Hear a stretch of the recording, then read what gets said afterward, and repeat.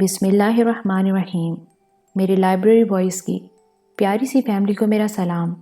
Video شروع کرنے سے پہلے آپ سے التماس ہے کہ اس ویڈیو کو لائک کرنا، کمنٹ کرنا اور شیئر کرنا مت بھولیے گا، اور اگر آپ میرے چینل پر نیو ہیں تو چینل کو سبسکرائب بھی کر لیجئے گا اور بیل نوٹیفیکیشن کو آن کر دیجئے گا تاکہ میری آنے والی تمام نیو ویڈیوز کی اپڈیٹس آپ تک بر وقت پہنچ سکیں۔ تو ویورز، آئیے چلتے ہیں ناول بازی کی نیکسٹ ایپیسوڈ کی طرف۔ بڑے دلچسپ واقعات تھے اور واقعات کی یہ کروٹ بڑی سنسنی خیز تھی۔ سیٹھ جبار بلا شبہ مضبوط اعصاب کا آدمی تھا۔ اتنے بڑے بڑے نقصانات اٹھانے کے باوجود زندہ تھا اور سب کچھ برداشت کر رہا تھا۔ بس اینجل کے معاملے میں کچھ تاخیر ہو گئی تھی، ورنہ سیٹھ جبار کا اپنی جگہ رہنا مشکل ہو جاتا۔ اگر اینجل ہاتھ آ جاتی تو فریدہ اور امی کا حصول بھی آسان ہو جاتا۔ کار ایک سگنل پر رکی تو میں خیالات کی دنیا سے نکل آیا۔ اعتراف میں بہت سی گاڑیاں کھڑی تھیں۔ ایک گاڑی پر نظر پڑتے ہی میں بری طرح چونک پڑا۔ ایک چمکدار گاڑی میں پچھلی نشست پر جو شخصیت براجمان تھی وہ میرے لیے ناقابل یقین تھی۔ مجھے اپنی آنکھوں پر دھوکا ہونے لگا۔ اسی وقت سگنل کھلا اور وہ کار تیزی سے آگے بڑھ گئی۔ میں نے بدحواسی کے عالم میں گاڑی کو آگے بڑھانا چاہا تو گاڑی ایک جھٹکے سے بند ہو گئی۔ اس دوران میں وہ چمکدار گاڑی کافی آگے نکل چکی تھی۔ میں نے دوبارہ کار سٹارٹ کر کے آگے بڑھا دی، لیکن اب دیر ہو چکی تھی۔ اگر میری آنکھیں دھوکا نہیں کھا رہی تھیں تو وہ طارق تھا، وہی طارق جو مر چکا تھا۔ میری نگاہوں نے دھوکا نہیں کھایا تھا، حالانکہ گاڑیوں کے درمیان شیشے کے دوسری طرف سے میں نے اسے دیکھا تھا، لیکن اب میرا ذہن اتنا کمزور بھی نہیں تھا کہ کسی مفروضے کا شکار ہوتا۔ وہ طارق ہی تھا، 100% طارق۔ مجھے اس پر اس قدر حیرت نہ ہوتی اگر میں اس کی موت کی خبر نہ سن لیتا، لیکن پھر میں نے سوچا کہ ممکن ہے یہ اطلاع غلط ہو۔ ظاہر ہے جس نے مجھے یہ اطلاع دی تھی اس تک بھی کسی اور ذریعے سے ہی پہنچی ہوگی۔ خود اس نے اپنی آنکھوں سے طارق کو مرتے ہوئے نہ دیکھا ہوگا۔ بہرطور طارق علاج کی غرض سے لندن گیا تھا اور اب وہ واپس آ گیا تھا۔ اس کا ایک ہاتھ میری بھینٹ چڑھ چکا تھا اور آخری جنگ میں اس کی شکل بھی بگڑ گئی تھی، لیکن یورپ میں اس کا علاج ہوا ہوگا اور ممکن ہے سیٹھ جبار نے ہی اس کی موت کی اطلاع عام کی ہو۔ اس نے سوچا ہو کہ اب پرنس دلاور کی حیثیت سے میرے وسائل بڑھ گئے ہیں، کہیں طارق کو اپنا دشمن سمجھتے ہوئے میں اسے یورپ میں تلاش نہ کروں۔ اس لیے اس نے طارق کی حفاظت کی تھی، کیونکہ وہ اس کا پہلا ساتھی تھا اور اس کے کالے کرتوتوں کا سب سے بڑا رازدار۔ سگنل سے آگے بڑھ کر میں نے دور تک اس کار کو تلاش کرنے کی ناکام کوشش کی۔ غلطی میری تھی، میں نے کار کا نمبر نہیں دیکھا اور لمحہ بھر کے لیے ذہنی جھٹکے سے معطل ہو گیا، ورنہ طارق کے بارے میں معلومات حاصل کر لینا زیادہ مشکل نہ ہوتا۔ ویسے یہ بات تو تسلیم شدہ تھی کہ طارق نے کہیں اور پناہ نہ لی ہوگی۔ وہ یقیناً سیٹھ جبار کی کوٹھی میں تھا، بلکہ ممکن ہے آج ہی یہاں پہنچا ہو۔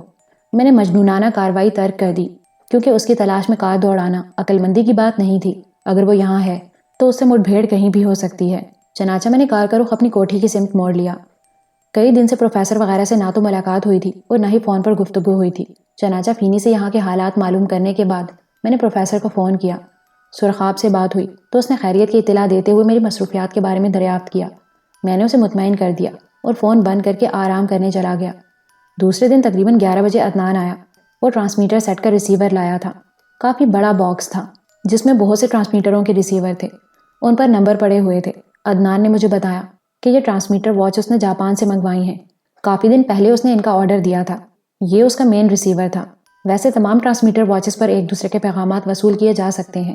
اس کا خیال تھا کہ یہ گھڑیاں اپنے خاص لوگوں کو فراہم کرے گا تاکہ ٹیلی فون کے جھگڑے سے نجات مل جائے اور یہ احساس ذہن سے مٹ جائے کہ آپس میں ہونے والی گفتگو کہیں سنی جا سکتی ہے۔ میں نے عدنان سے کہا کہ ان میں سے ایک گھڑی وہ مجھے بھی فراہم کرے۔ میں خود ہی آپ کو پیش کرنے والا تھا پرنس، براہ کرم۔ یہ کہتے ہوئے اس نے گردن جھکا دی اور جیب سے ایک خوبصورت سی گھڑی نکال کر مجھے دے دی۔ یہ نہایت قیمتی اور نفیس گھڑی تھی۔ عدنان اسے آپریٹ کرنے کا طریقہ بتانے لگا۔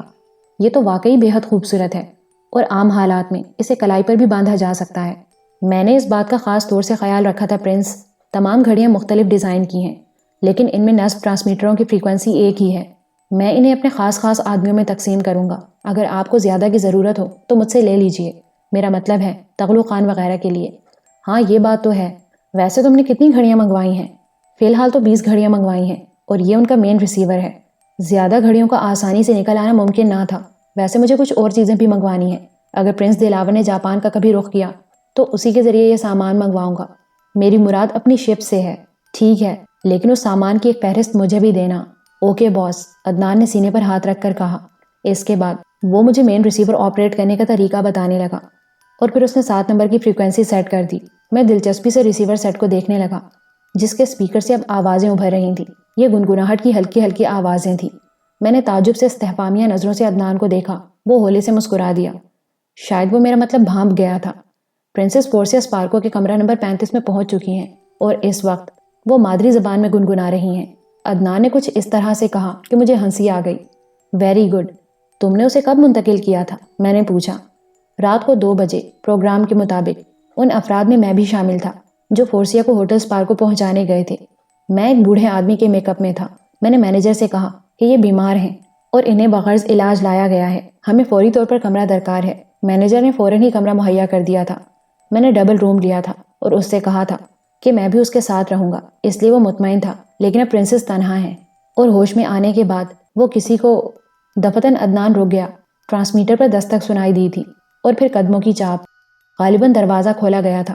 اس کے ساتھ ہی کسی نامعلوم زبان میں ریٹا کی دھاڑیں سنائی دیں۔ پھر کچھ دھماکے ہوئے اور اس کے بعد ایک گھبرائی سی آواز۔ اچھا خاصا ہنگامہ ہو گیا تھا۔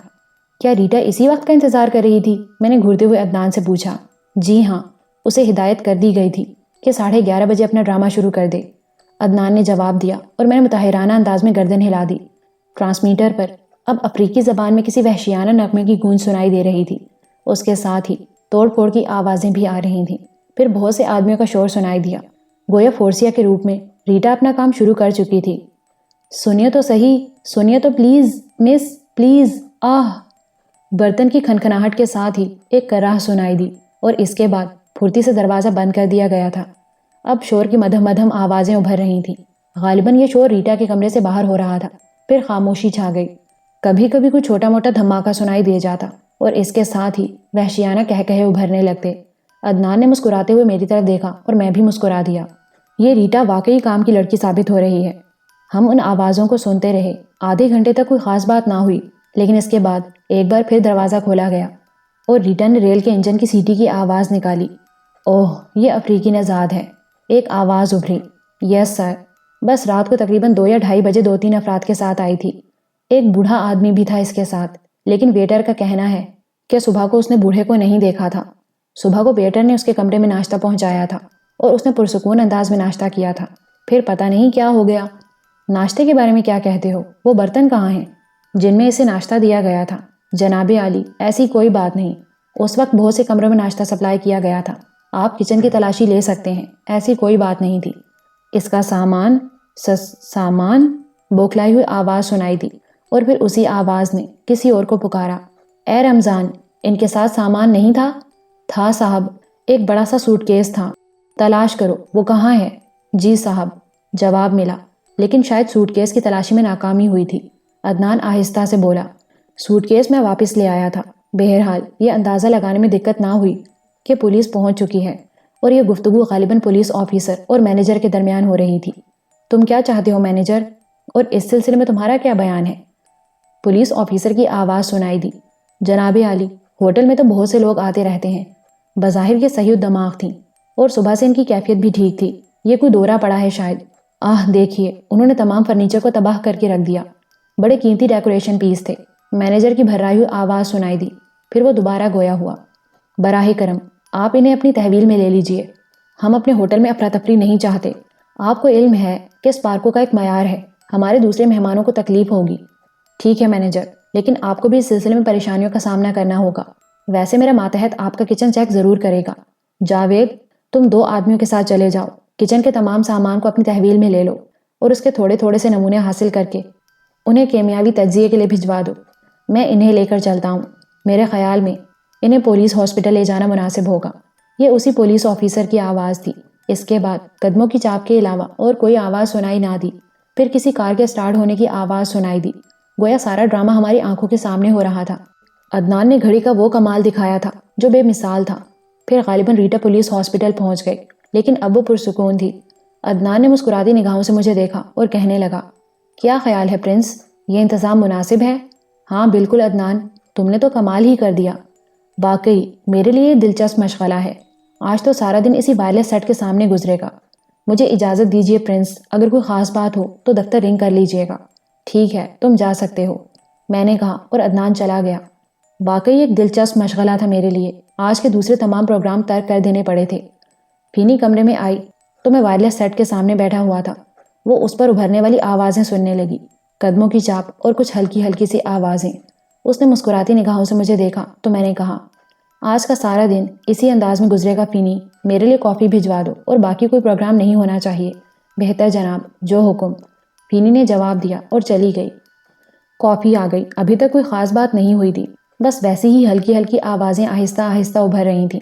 پھر غالباً کچھ افراد اندر آئے اور آپس میں باتیں کرنے لگے۔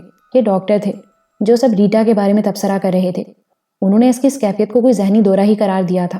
پھر ان میں سے کسی نے انکشاف کیا کہ یہ اذیتوں کا شکار ہوئی ہے۔ غالباً ان کے ساتھ پولیس آفیسر بھی تھا۔ پولیس آفیسر ڈاکٹروں سے اس سلسلے میں سوالات کرنے لگا۔ ڈاکٹروں میں سے کسی ایک نے کہا کہ وہ اسے ذہنی سکون کا انجیکشن دے رہے ہیں، اگر یہ سو جائے تو ممکن ہے اس کی ذہنی حالت بحال ہو جائے۔ انہوں نے پولیس آفیسر سے درخواست کی تھی کہ وہ اس وقت تک کے لیے اپنی تحقیقات ترک کر دے جب تک وہ اس انجیکشن کا اثر نہ دیکھ لیں، اور پولیس آفیسر نے اس سے وعدہ کیا تھا۔ اس کے بعد پھر خاموشی طاری ہو گئی۔ قدموں کی چاپ سنائی دی، شاید ڈاکٹر اپنا کام کر کے واپس چلے گئے تھے۔ تقریباً 3-4 منٹ بعد ٹرانسمیٹر سیٹ پر ایک سرگوشی سنائی دی۔ ہیلو ہیلو، کوئی سیٹ پر موجود ہے؟ ہاں ریٹا، میں موجود ہوں، پرنس دلاور۔ اوہ سر، صورتحال ذرا گڑبڑ ہو گئی ہے۔ کیا بات ہے؟ سر، انہوں نے مجھے نیند کا انجیکشن دیا ہے۔ اب میرے ذہن میں سناٹا سا طاری ہو رہا ہے۔ میرا خیال ہے میں سو جاؤں گی۔ اس واچ ٹرانسمیٹر میں ایک تھوڑی سی گڑبڑ ہے سر۔ یہ آن رہتا ہے تو اس میں ایک ننھا سا سرخ بلب اسپارک کرتا رہتا ہے۔ ہم نے پہلے اس پر غور نہیں کیا تھا۔ وہ تو اتفاقیہ طور پر میری نگاہ اس بلب پر جا پڑی۔ گو اس کی روشنی زیادہ نہیں ہے، لیکن اس کا جلنا بجھنا صاف دیکھا جا سکتا ہے۔ مجھے جب یہ احساس ہوا سر، تو میں نے اپنا ہاتھ اس پوزیشن میں رکھا کہ ڈائل کسی کو نظر نہ آئے، لیکن بے ہوش ہونے کے بعد میں اپنا یہ عمل جاری نہ رکھ سکوں گی، اس لیے براہ کرم آپ سیٹ بند کر دیں۔ میں بھی اس کا سوئچ آف کر رہی ہوں۔ ریٹا کی سرگوشی میں غنودگی کا احساس صاف جھلک رہا تھا۔ میں نے جلدی سے کہا، ٹھیک ہے ریٹا، تم اسے بند کر دو۔ جس وقت بھی ہوش میں آؤ اور حالات سازگار دیکھو تو رابطہ قائم رکھنا۔ ٹھیک ہے، خدا حافظ پرنس، ریٹا نے جواب دیا اور سلسلہ منقطع ہو گیا۔ میں نے سوئچ آف کر کے اسے دوبارہ آن کیا اور اس بار میں نے 2 نمبر لگایا جو میری اپنی ٹرانسمیٹر واچ کا تھا۔ ٹرانسمیٹر واچ کا ڈائل بظاہر سپاٹ اور عام قسم کا تھا، لیکن میں نے اس کے ایک حصے میں سرخ رنگ کا بلب روشن دیکھا۔ در حقیقت یہ ننھا سا بلب بہت زیادہ واضح نہیں تھا، لیکن اگر تاریکی ہوتی تو اس کی روشنی نمایاں ہو جاتی۔ وہ مسلسل سپارک کر رہا تھا۔ ریٹا کا کہنا درست تھا، بے ہوشی کے عالم میں اس روشنی کو چھپانا ممکن نہیں تھا۔ بہرطور اب تو مجبوری تھی، میں مسلسل اس کے سامنے تو نہیں بیٹھا رہ سکتا تھا۔ چنانچہ میں نے فینی کی ڈیوٹی لگا دی اور اسے ہدایت کی کہ وہ اس وائرلیس سیٹ کے سامنے بیٹھی رہے۔ فینی بیچاری تو میرے احکامات کی پابندی ہی کرتی تھی، چنانچہ اس نے یہ ڈیوٹی سنبھال لی۔ پورا دن گزر گیا، ٹرانسمیٹر پر اور کوئی پیغام موصول نہیں ہوا تھا۔ پھر میں نے فینی کی ڈیوٹی ختم کر کے مس نادرا کو یہ ذمہ داری سونپ دی۔ رات کو تقریباً 9:45 بجے ٹرانسمیٹر پر اشارہ موصول ہوا تھا۔ میں اس وقت سیٹ کے قریب ہی موجود تھا۔ نادرا سیٹ آپریٹ کر رہی تھی۔ اس نے جلدی سے مجھے متوجہ کیا اور میں سیٹ کے قریب پہنچ گیا۔ ہیلو ہیلو پرنس، ریٹا بول رہی ہوں۔ ہیلو ریٹا، کیسے مزاج ہیں؟ سارا دن سوتی رہی پرنس، اب جاگی ہوں۔ تھوڑی دیر پہلے کچھ پولیس آفیسر میرے پاس آئے تھے۔ میں نے صحیح دماغی کا مظاہرہ کیا، بس کراہتی رہی۔ میری تصویریں حاصل کی گئی ہیں اور کوئی خاص بات نہیں۔ ڈاکٹروں کا کہنا ہے کہ مجھے اذیتیں دی گئی ہیں جن کی وجہ سے میرا دماغی توازن الٹ گیا ہے، لیکن کبھی کبھی میں نارمل بھی ہو جاتی ہوں۔ کوئی خاص ہدایت ہو تو فرمائیے۔ نہیں ریٹا، کوئی خاص ہدایت نہیں ہے۔ رات کو سکون سے سو جاؤ، اگر کوئی تبدیلی ہو تو اطلاع دینا۔ ویسے 4 گھنٹے کے بعد اگر ممکن ہو سکے اور کوئی خاص وقت نہ ہو تو اطلاع دیتی رہو۔ ہر 4 گھنٹے کے بعد ہم تمہاری طرف سے اطلاع کا انتظار کریں گے۔ Okay sir.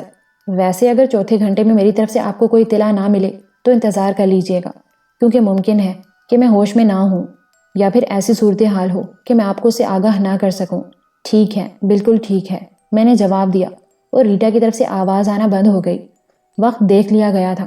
میں نے فینی کو ہدایت کر دی کہ 4 گھنٹے کے بعد دوبارہ اپنی ڈیوٹی سنبھال لے، اور فینی سر ہلا کر باہر نکل گئی۔ دوسرے دن میں نے اخبار میں ریٹا کی تصویر دیکھی۔ پولیس کی طرف سے چھوٹا سا اشتہار دیا گیا تھا کہ یہ خاتون جو ذہنی توازن کھو چکی ہیں پولیس کو ملی ہیں، اگر ان کا کوئی شناسہ موجود ہو تو پولیس سے رابطہ قائم کرے۔ گویا پولیس افسران نے ریٹا کی تصویر اسی لیے حاصل کی تھی۔ بہر صورت عدنان کا سارا پروگرام حرف بحرف کامیاب ہو رہا تھا۔ اب اس کے بعد مجھے ریٹا کی طرف سے ملنے والی اطلاع کا انتظار تھا۔ 4 گھنٹے گزرے، 8 گھنٹے اور پھر پورا دن گزر گیا، لیکن ریٹا کی طرف سے کوئی پیغام موصول نہ ہوا۔ ہم خود اس سے گفتگو کرنے کی کوشش نہیں کر سکتے تھے۔ میں نے عدنان کو اس بارے میں اطلاع دی تو اس نے کہا کہ وہ ابھی معلومات حاصل کرنے کے لیے نکلتا ہے۔ رات 11:30 بجے عدنان نے اطلاع دی کہ ریٹا پولیس اسپتال سے لے جائی جا چکی ہے۔ کون لے گیا ہے اور کہاں لے گیا ہے یہ نہیں معلوم ہو سکا۔ مجھے کسی قدر بے چینی سی ہونے لگی تھی۔ ساری رات گزر گئی۔ فینی اور نادرا نے حسب معمول اپنی ڈیوٹی انجام دی تھی، تو پھر دوسرا دن بھی پورا گزر گیا۔ اب ہمیں اندیشہ پیدا ہو گیا تھا کہ ریٹا کسی حادثے کا شکار ہو گئی ہے۔ عدنان بیچارہ اپنی تمام تر کوششوں میں مصروف تھا۔ دوسری طرف وہ پرنسس فورسیا کی خبر گیری بھی کر رہا تھا اور اس کے آدمی عمارت کے اطراف میں پھیلے ہوئے تھے، لیکن اس طرف سے بھی کوئی خاص پیغام موصول نہ ہوا۔ چوتھے دن صبح تقریباً 8 بجے جبکہ میں سویا ہوا تھا، فینی دوڑتی ہوئی میرے پاس پہنچی۔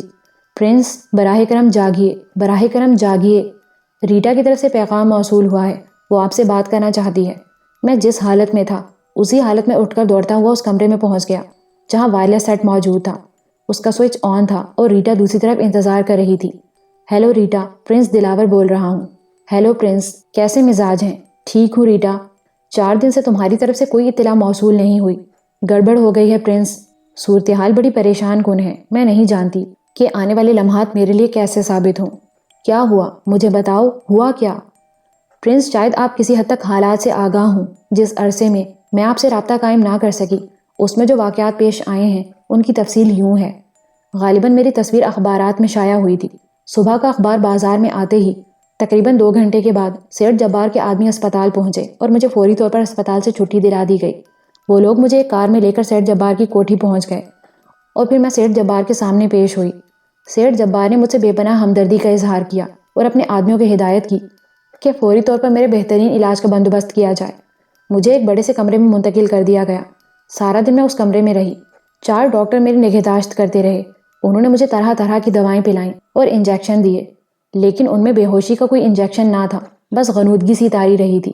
البتہ یہ غنودگی ایسی نہ تھی کہ میں حواس کھو بیٹھتی۔ پھر تقریباً رات کو 8:30 بجے 5 آدمی اندر داخل ہوئے۔ مجھے علم ہے پرنسس فورسیا کے ساتھ 5 افراد آئے ہوئے تھے۔ آنے والے یہ 5 افراد سیاہ فام ہی تھے۔ انہوں نے مجھے دیکھا اور 4 افراد نے تصدیق کر دی کہ میں فورسیا ہوں۔ وہ میرے لیے بے حد بے چین نظر آ رہے تھے، لیکن 5واں آدمی بے حد عجیب و غریب تھا۔ وہ مجھے سونگھتا رہا، بالکل کتے کی طرح، ناک سکوڑ سکوڑ کر وہ مجھے سونگھتا رہا تھا، اور پھر اس نے اعلان کیا کہ یہ پرنسس فورسیا نہیں ہے۔ اس بات پر وہ 4 افراد بھی چونک پڑے اور خود سیٹھ جبار بھی۔ اس نے اس شخص سے جس کا نام لوبو لیا تھا پوچھا کہ وہ کیسے کہہ سکتا ہے کہ یہ فورسیا نہیں ہے۔ تب وہ کہنے لگا کہ میں لاکھوں میں پہچان سکتا ہوں، یہ لوگ صرف آنکھیں رکھتے ہیں، لیکن میں ناک اور ذہن بھی رکھتا ہوں۔ سیٹھ جبار کڑی نگاہوں سے مجھے گھورنے لگا۔ پھر کسی خیال کے تحت چونک کر اس نے اپنے ایک آدمی کو طلب کیا اور اسے ہدایت کی کہ میرے چہرے پر میک اپ تلاش کیا جائے، اور اس کے بعد پرنس، انہوں نے امونیا کے ذریعے میرے چہرے سے میک اپ اتار دیا اور میری اصلی شکل نمایاں ہو گئی۔ سیٹھ جبار پاگل ہو گیا۔ اس نے مجھے لاتوں اور گھونسوں سے مارا، میرے چہرے پر تھپڑ لگائے، بال وغیرہ نوچے۔ بڑی درندگی کا مظاہرہ کیا اس نے اور مجھ سے پوچھنے لگا کہ میں کون ہوں۔ صورتحال کچھ ایسی تھی پرنس کہ میں اس اعتراف کے علاوہ کچھ نہیں کر سکتی تھی کہ میں پرنس دلاور کی نمائندہ ہوں اور انہی کے ایما پر اس طرح بھیجی گئی ہوں۔ سیٹھ جبار نے پہلے تو اپنے آدمیوں کو حکم دیا کہ مجھے قتل کر کے میری لاش کسی گٹر میں ڈال دی جائے، لیکن پھر اس نے اپنا یہ فیصلہ بدل دیا اور مجھے ایک بند گاڑی میں بٹھا کر کہیں بھیج دیا گیا۔ پرنس، یہ جگہ جہاں میں قید ہوں کوئی بحری جہاز ہے۔ مجھے یہاں تک ہوش کے عالم میں ہی لایا گیا اور اسٹیمر کے ذریعے یہاں پہنچایا گیا۔ اب میں اس جہاز کے ایک کیبن میں قید ہوں۔ اس کیبن کے دوسری طرف سمندر صاف نظر آتا ہے۔ میں اس جہاز کے بارے میں تو کچھ نہیں جان سکی، لیکن میرے کیبن کے عقب میں وکٹوریا نامی جہاز سمندر میں لنگر انداز ہے۔ اس کے اعتراف میں چھوٹے چھوٹے اسٹیمر چلتے رہتے ہیں۔ میرے کیبن کے برابر ایک اور کیبن ہے پرنس، جس میں سیٹھ جبار کی لڑکی اینجل بند ہے۔ دونوں کیبنوں کے درمیان ایک کھڑکی ہے جس سے دوسری جانب بآسانی دیکھا اور سنا جا سکتا ہے۔ اینجل بھی یہاں ایک قیدی کی حیثیت سے وقت گزار رہی ہے۔ اس نے مجھ سے میرے بارے میں سوالات کیے اور پھر اپنے بارے میں بتایا۔ اسے خود بھی نہیں معلوم کہ اس جہاز کا کیا نام ہے۔ بہرطور ابھی تک یہی غنیمت ہے کہ انہیں اس ٹرانسمیٹر کے بارے میں کچھ نہیں معلوم۔ ان کا شبہ اس طرف نہیں گیا ہے۔ سیٹھ جبار نے ابھی تک مجھ سے اس کے علاوہ اور کچھ معلوم کرنے کی کوشش نہیں کی۔ ریٹا کے انکشاف نے میرے ہوش اڑا دیے تھے۔ میرے دل و دماغ میں ہیجان برپا ہو گیا تھا، خاص طور سے اینجل کا نام سن کر تو میرے حواس ایک لمحے کے لیے جواب ہی دے گئے تھے۔ دل چاہ رہا تھا کہ اڑ کر وہاں تک پہنچ جاؤں اور اینجل کو حاصل کر لوں۔ بیچاری ریٹا بھی زندگی اور موت کی کشمکش کا شکار ہو گئی تھی۔ ویسے اس کے بیان کی تصدیق پرنسس فورسیا کے بیان سے بھی ہوتی تھی، یقیناً لوبو نے سونگ کر اسے پہچان لیا ہوگا اور اس کی وجہ سے سارا کھیل بگڑ گیا۔ بہرطور میں نے ریٹا کو پرسکون رہنے کی ہدایت کی اور اسے تسلی دیتے ہوئے کہا کہ تم فکر مت کرو، ہم تمہاری رہائی کا فوری بندوبست کر لیں گے۔ تب ریٹا نے کہا، مجھے بالکل پرواہ نہیں ہے پرنس، آپ کے مقصد کے لیے اگر میں زندگی ہار بھی بیٹھوں تو مجھے افسوس نہیں ہوگا۔ مجھے بتائیے کہ ان حالات میں میرے لیے مزید کیا ہدایات ہیں؟ مزید کچھ نہیں ریٹا، اگر ممکن ہو سکے تو ٹرانسمیٹر کی حفاظت کرو اور کسی بھی طرح ان کی توجہ اس طرف نہ ہونے دو۔ اگر کوئی بہت ہی اہم بات ہو تو تم دوبارہ اسے آن کر سکتی ہو تاکہ ہم تمہارے حالات سے آگاہ ہو سکیں۔ بہتر پرنس، اگر کوئی پریشان کن صورتحال ہوئی تو میں اسے آن کر دوں گی۔ اوکے ریٹا، خدا حافظ، میں نے کہا، اور ریٹا کی طرف سے سلسلہ منقطع ہو جانے کے بعد میں نے بھی ٹرانسمیٹر بند کر دیا۔ لیکن اب میری وحشت عروج پر تھی۔ دوسرے لمحے میں نے فون پر عدنان کو مخاطب کیا اور عدنان سے رابطہ قائم ہونے کے بعد اسے ساری تفصیل بتا دی۔ عدنان بھی یہ تفصیل سن کر سکتے میں رہ گیا تھا۔ صورتحال بڑی پریشان کن ہو گئی ہے پرنس، لیکن اب کیا پروگرام بنانا چاہیے؟ میرا خیال ہے اب ہمیں قوت استعمال کرنا ہوگی۔ وہ تو ٹھیک ہے، لیکن اس جہاز کا پتہ کیسے چلاؤ گے؟ یہ کام بھی ابھی شروع کرائے دیتا ہوں، فوری طور پر انتظامات کرتا ہوں اور یہ اندازہ لگانے کی کوشش کرتا ہوں کہ وکٹوریا نامی جہاز کے اعتراف میں کون کون سے جہاز موجود ہیں۔ ممکن ہے وہاں اور بھی کئی جہاز ہوں اور ریٹا صرف وکٹوریا ہی کو دیکھ سکی ہو۔ میں خود بھی نکل رہا ہوں عدنان، میں خود بھی تلاش کروں گا۔ تب آپ ایک زحمت کریں پرنس، عدنان نے کہا۔ ہاں ہاں کہو۔ بہتر یہ ہے کہ آپ پرنس دلاور تک پہنچ جائیں، ہم اپنی نئی مہم کا آغاز وہیں سے کریں گے۔ ٹھیک ہے، میں تم سے پرنس دلاور پر ہی ملاقات کروں گا، میں نے جواب دیا اور عدنان سے سلسلہ گفتگو منقطع کر دیا۔ پھر میں نے فینی کو باقاعدہ اس ٹرانسمیٹر سیٹ پر تعینات کر دیا۔ میں نے اسے ٹرانسمیٹر سیٹ آپریٹ کرنے کے تمام طریقے بتائے اور اس سے کہا کہ میری کلائی پر بندھی ہوئی ٹرانسمیٹر واچ کا نمبر 12 ہے، وہ اگر کوئی خاص اطلاع دینا چاہے تو اس نمبر پر مجھے اطلاع دے سکتی ہے۔ فینی کو تمام صورتحال سمجھانے کے بعد میں نے پھرتی سے اپنی شکل میں کچھ تبدیلی کی اور چل پڑا۔ پرنس دلاور تک پہنچنے میں مجھے 2 گھنٹے لگے۔ جب میں وہاں پہنچا تو عدنان کا اسٹیمر بھی پرنس دلاور سے لگا ہوا تھا، وہ میرا منتظر تھا۔ مجھے دیکھتے ہی سیڑھی لگا دی گئی اور میں اوپر پہنچ گیا۔ عدنان اس دوران کئی کشتیوں سے رابطہ قائم کر چکا تھا اور انہیں وکٹوریا کی تلاش میں بھیج دیا گیا تھا۔ پرنس دلاور کے ایک کیبن میں بیٹھ کر ہم نے کافی پی۔ عدنان بھی اتنا ہی پرجوش تھا جتنا میں۔ وہ مجھ سے اس سلسلے میں تبادلہ خیال کرتا رہا اور انتظار کرتا رہا کہ وکٹوریا کے بارے میں کب اطلاع ملتی ہے۔ اس کام میں زیادہ دیر نہ لگی۔ ہمارے ایک مخبر نے آ کر ہمیں بتایا کہ وکٹوریا جہاز یہاں سے 3 میل کے فاصلے پر سمندر میں لنگر انداز ہے اور اس کے نزدیک ہی دی کنگ نامی ایک جہاز موجود ہے۔ آس پاس کوئی اور جہاز نہیں ہے اور اس کا مطلب ہے کہ دی کنگ نامی جہاز ہی ہمارا مطلوبہ جہاز ہے۔ عدنان اطلاع دینے والوں سے اس جہاز کے بارے میں تفصیلات معلوم کرتا رہا۔ چھوٹا سا مال بردار جہاز تھا جس کے بارے میں یہ تفصیلات نہیں معلوم ہو سکی تھی کہ کون سی کمپنی کا ہے اور کب سے یہاں لنگر انداز ہے۔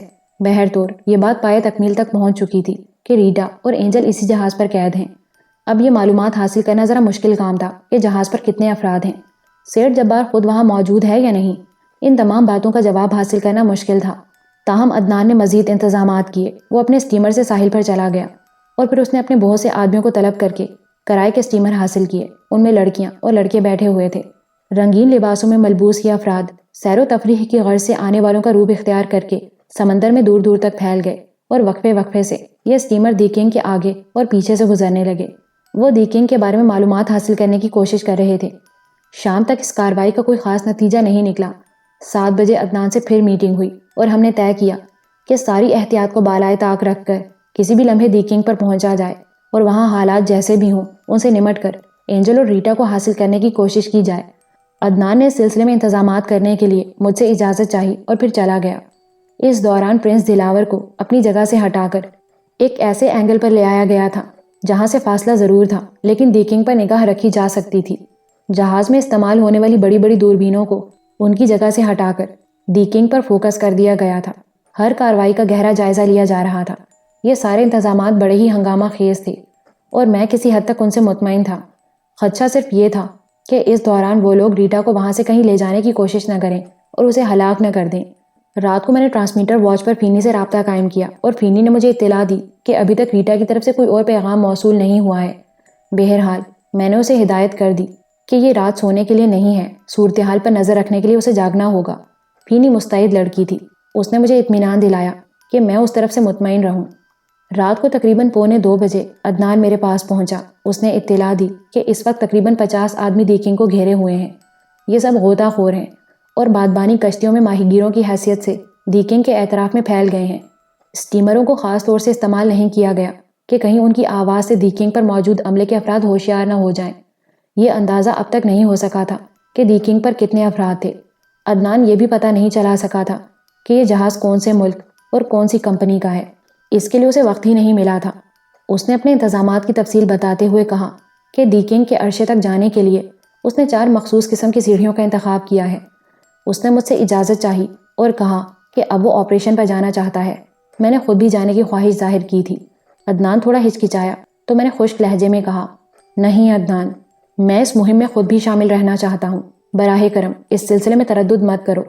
میرا لہجہ اتنا ٹھوس تھا کہ اس کے بعد عدنان کو کچھ کہنے کی ہمت نہ ہوئی، اور تھوڑی دیر کے بعد میں بھی غوطہ خوری کے لباس میں ملبوس اور اسٹین گن سے مسلح ہو کر پرنس دلاور سے نیچے اتر آیا، جہاں ایک بادبانی کشتی ہمارے انتظار میں کھڑی ہوئی تھی۔ چنانچہ ہم اس مہم کی تکمیل کے لیے چل پڑے۔ کشتی کا سفر اچھا خاصا طویل تھا۔ تقریباً 2:30 بجے ہم دیکنگ کے بالکل قریب پہنچ گئے۔ اوپر ہلکی ہلکی روشنیاں ہو رہی تھیں اور کوئی آواز نہیں سنائی دے رہی تھی۔ عدنان نے ٹرانسمیٹر پر اپنے ساتھیوں کو ہوشیار کیا۔ یہ واچ ٹرانسمیٹر بڑے موقع سے کام آ رہے تھے۔ بادبانی کشتیاں سمٹنے لگیں اور بے آواز دیکنگ کے نزدیک پہنچ گئیں۔ شاید ان جگہوں کا انتخاب کر لیا گیا تھا جہاں اس کی سیڑھیاں پھینکی جانے والی تھیں۔ 4 سیڑھیاں اوپر پھینکی گئیں۔ سب سے پہلی سیڑھی سے میں اور عدنان اوپر چل پڑے تھے۔ چاروں طرف سے ہمارے آدمی دیکنگ پر چڑھ رہے تھے۔ بڑی ہی سنسنی خیز کیفیت تھی۔ یہ نہیں کہا جا سکتا تھا کہ رات کو وہاں سمندر پر نگاہ رکھنے کا معقول بندوبست کیا گیا ہے یا نہیں۔ ویسے سیٹھ جبار غافل انسان نہیں تھا اور ایسی حماقتیں نہیں کر سکتا تھا، ہر چند کہ یہ بات اس کے ذہن میں نہیں ہوگی کہ کسی طرح ہمیں دیکنگ کے بارے میں معلومات حاصل ہو گئی ہیں۔ لیکن پھر بھی چونکہ یہ جہاز اس کے مفادات کے لیے استعمال ہو رہا تھا، اس لیے ممکن ہے اس نے سمندر پر نگاہ رکھنے کا بندوبست کیا ہو، اور میرا یہ اندازہ درست ہی نکلا۔ ہم دونوں اوپر پہنچ گئے۔ اس طرف کوئی نہیں تھا۔ ہم نے انتہائی برق رفتاری سے آگے بڑھ کر ایک ایسی جگہ کی آڑ لے لی جہاں سے ہم دور دور تک نگاہ دوڑا سکتے تھے۔ ہمیں عرصے کے داہنی سمت کے حصے میں 2 افراد ٹہلتے ہوئے نظر آئے، اور پھر یہ ہمارے آدمیوں کی بدنصیبی تھی کہ وہ ان کے بالکل قریب ہی ابھرے تھے۔ ہم نے ان دونوں کو محتاط ہوتے دیکھا، اور جو ہی ہمارے پہلے 2 آدمی عرصے پر پہنچے، 2 دل خراش چیخیں اسٹین گن کی آوازوں کے درمیان ابھری تھیں، اور وہ جو سب سے پہلے اوپر پہنچے تھے غالباً موت کا شکار ہو کر واپس سمندر میں جا پڑے۔ لیکن اب انتظار کا موقع نہیں تھا۔ میں نے اسٹین گن سے فائرنگ کی اور ان دونوں کو ہلاک کر دیا، اور اسی وقت عقب سے 3-4 آدمی دوڑتے نظر آئے۔ اس دوران ہمارا ایک آدمی اور اوپر پہنچ چکا تھا، پھر اس کے پیچھے دوسرا۔ دوڑنے والوں نے فوراً ہی فائرنگ شروع کر دی، لیکن نئے آنے والے غالباً اپنے 2 ساتھیوں کے حشر سے آگاہ ہو چکے تھے، چنانچہ جلدی سے عرصے پر لیٹ گئے۔ البتہ عدنان کی اسٹین گن سے نکلنے والی گولیوں نے دوڑنے والوں کو چاٹ لیا تھا۔ وہ زمین پر گر کر تڑپنے لگے، اور اس کے بعد دیکنگ کے عرصے پر جگہ جگہ روشنیاں ہونے لگیں۔ پھر اس کے کچھ کیبنوں سے ہم پر فائرنگ شروع ہو گئی۔ رات کے سناٹے میں یہ فائرنگ بے حد ہولناک محسوس ہو رہی تھی، اور اس کی آواز یقیناً دور دور تک سنی جا رہی تھی۔ میں نے وکٹوریا پر بھی روشنیاں ہوتے دیکھیں۔ فائرنگ کی آواز سے اس دوسرے جہاز پر موجود لوگ بھی ہوشیار ہو گئے تھے۔ پھر تیز سرچ لائٹیں سمندر پر گشت کرنے لگیں، لیکن اب اس طرف تو توجہ دینے کا موقع نہیں تھا۔ زندگی اور موت کی جنگ شروع ہو چکی تھی۔ دیکنگ پر بھی سیٹھ جبار کے کافی افراد معلوم ہوتے تھے، اور وہ سب کے سب اسٹین گنوں سے مسلح تھے۔ میری طرف جو سیڑھیاں لگی تھیں ان پر سے کچھ اور آدمی اوپر پہنچ گئے، اور اب عرصے پر ہمارے آدمیوں کی تعداد کافی ہو گئی تھی۔ لیکن بدقسمتی یہ تھی کہ ہمیں کوئی ایسی پوزیشن نہیں مل رہی تھی جہاں سے ہم کیبنوں سے ہونے والی فائرنگ کا مقابلہ کر سکتے، اس لیے ہم منتشر ہو گئے اور بھاگتے دوڑتے نشانہ لگا رہے تھے۔ یہ نشانے بھی ہم اندھا دھن ہی لگا رہے تھے۔ مجھے اس بات کا بڑا قلق تھا کہ میرے 2 آدمی تو ہلاک ہو ہی چکے ہیں، اور جو یہاں موجود ہیں وہ بھی غیر محفوظ ہیں۔ بہرطور سب کے سب اپنی زندگی کی حفاظت اور اپنی مشن کی تکمیل میں مصروف تھے۔ مجھے نہیں پتا تھا کہ عدنان کس طرف نکل گیا ہے۔ چاروں طرف سے ہولناک فائرنگ ہو رہی تھی، اور کبھی کبھی اس فائرنگ میں چیخیں بھی ابھر جاتی تھیں۔ میں نے ایک لمبی چھلانگ لگائی اور کیبنوں کے نزدیک پہنچنے کی کوشش کرنے لگا۔ عرصے سے نیچے جانے والی سیڑھی پر مجھے 2 آدمی نظر آئے۔ انہوں نے مجھ پر اسٹین گن سے فائرنگ کھول دی تھی۔ بے شمار گولیاں میرے آس پاس سے نکل گئیں، لیکن تقدیر یاور تھی کہ نشانہ صحیح نہیں لگا، ورنہ میری دونوں ٹانگیں تو گئی تھیں۔ میں نے اندھا دھن ان پر فائرنگ کرتے ہوئے نیچے چھلانگ لگا دی اور بری طرح لڑکتا ہوا نیچے آ گرا۔ کافی چوٹ لگی تھی، لیکن اس وقت چوٹ پر دھیان کون دیتا؟ سامنے ہی ایک شخص نظر آیا، اور ہم دونوں نے ایک دوسرے پر اندھا دھن فائرنگ کی۔ اس بار میں پھر بچ گیا تھا، جبکہ میرا شکار نہیں بچ سکا تھا۔ میں اب بھی اندھا دھن دوڑ رہا تھا۔ غالباً زیادہ تر لوگ اوپر ہی موجود تھے۔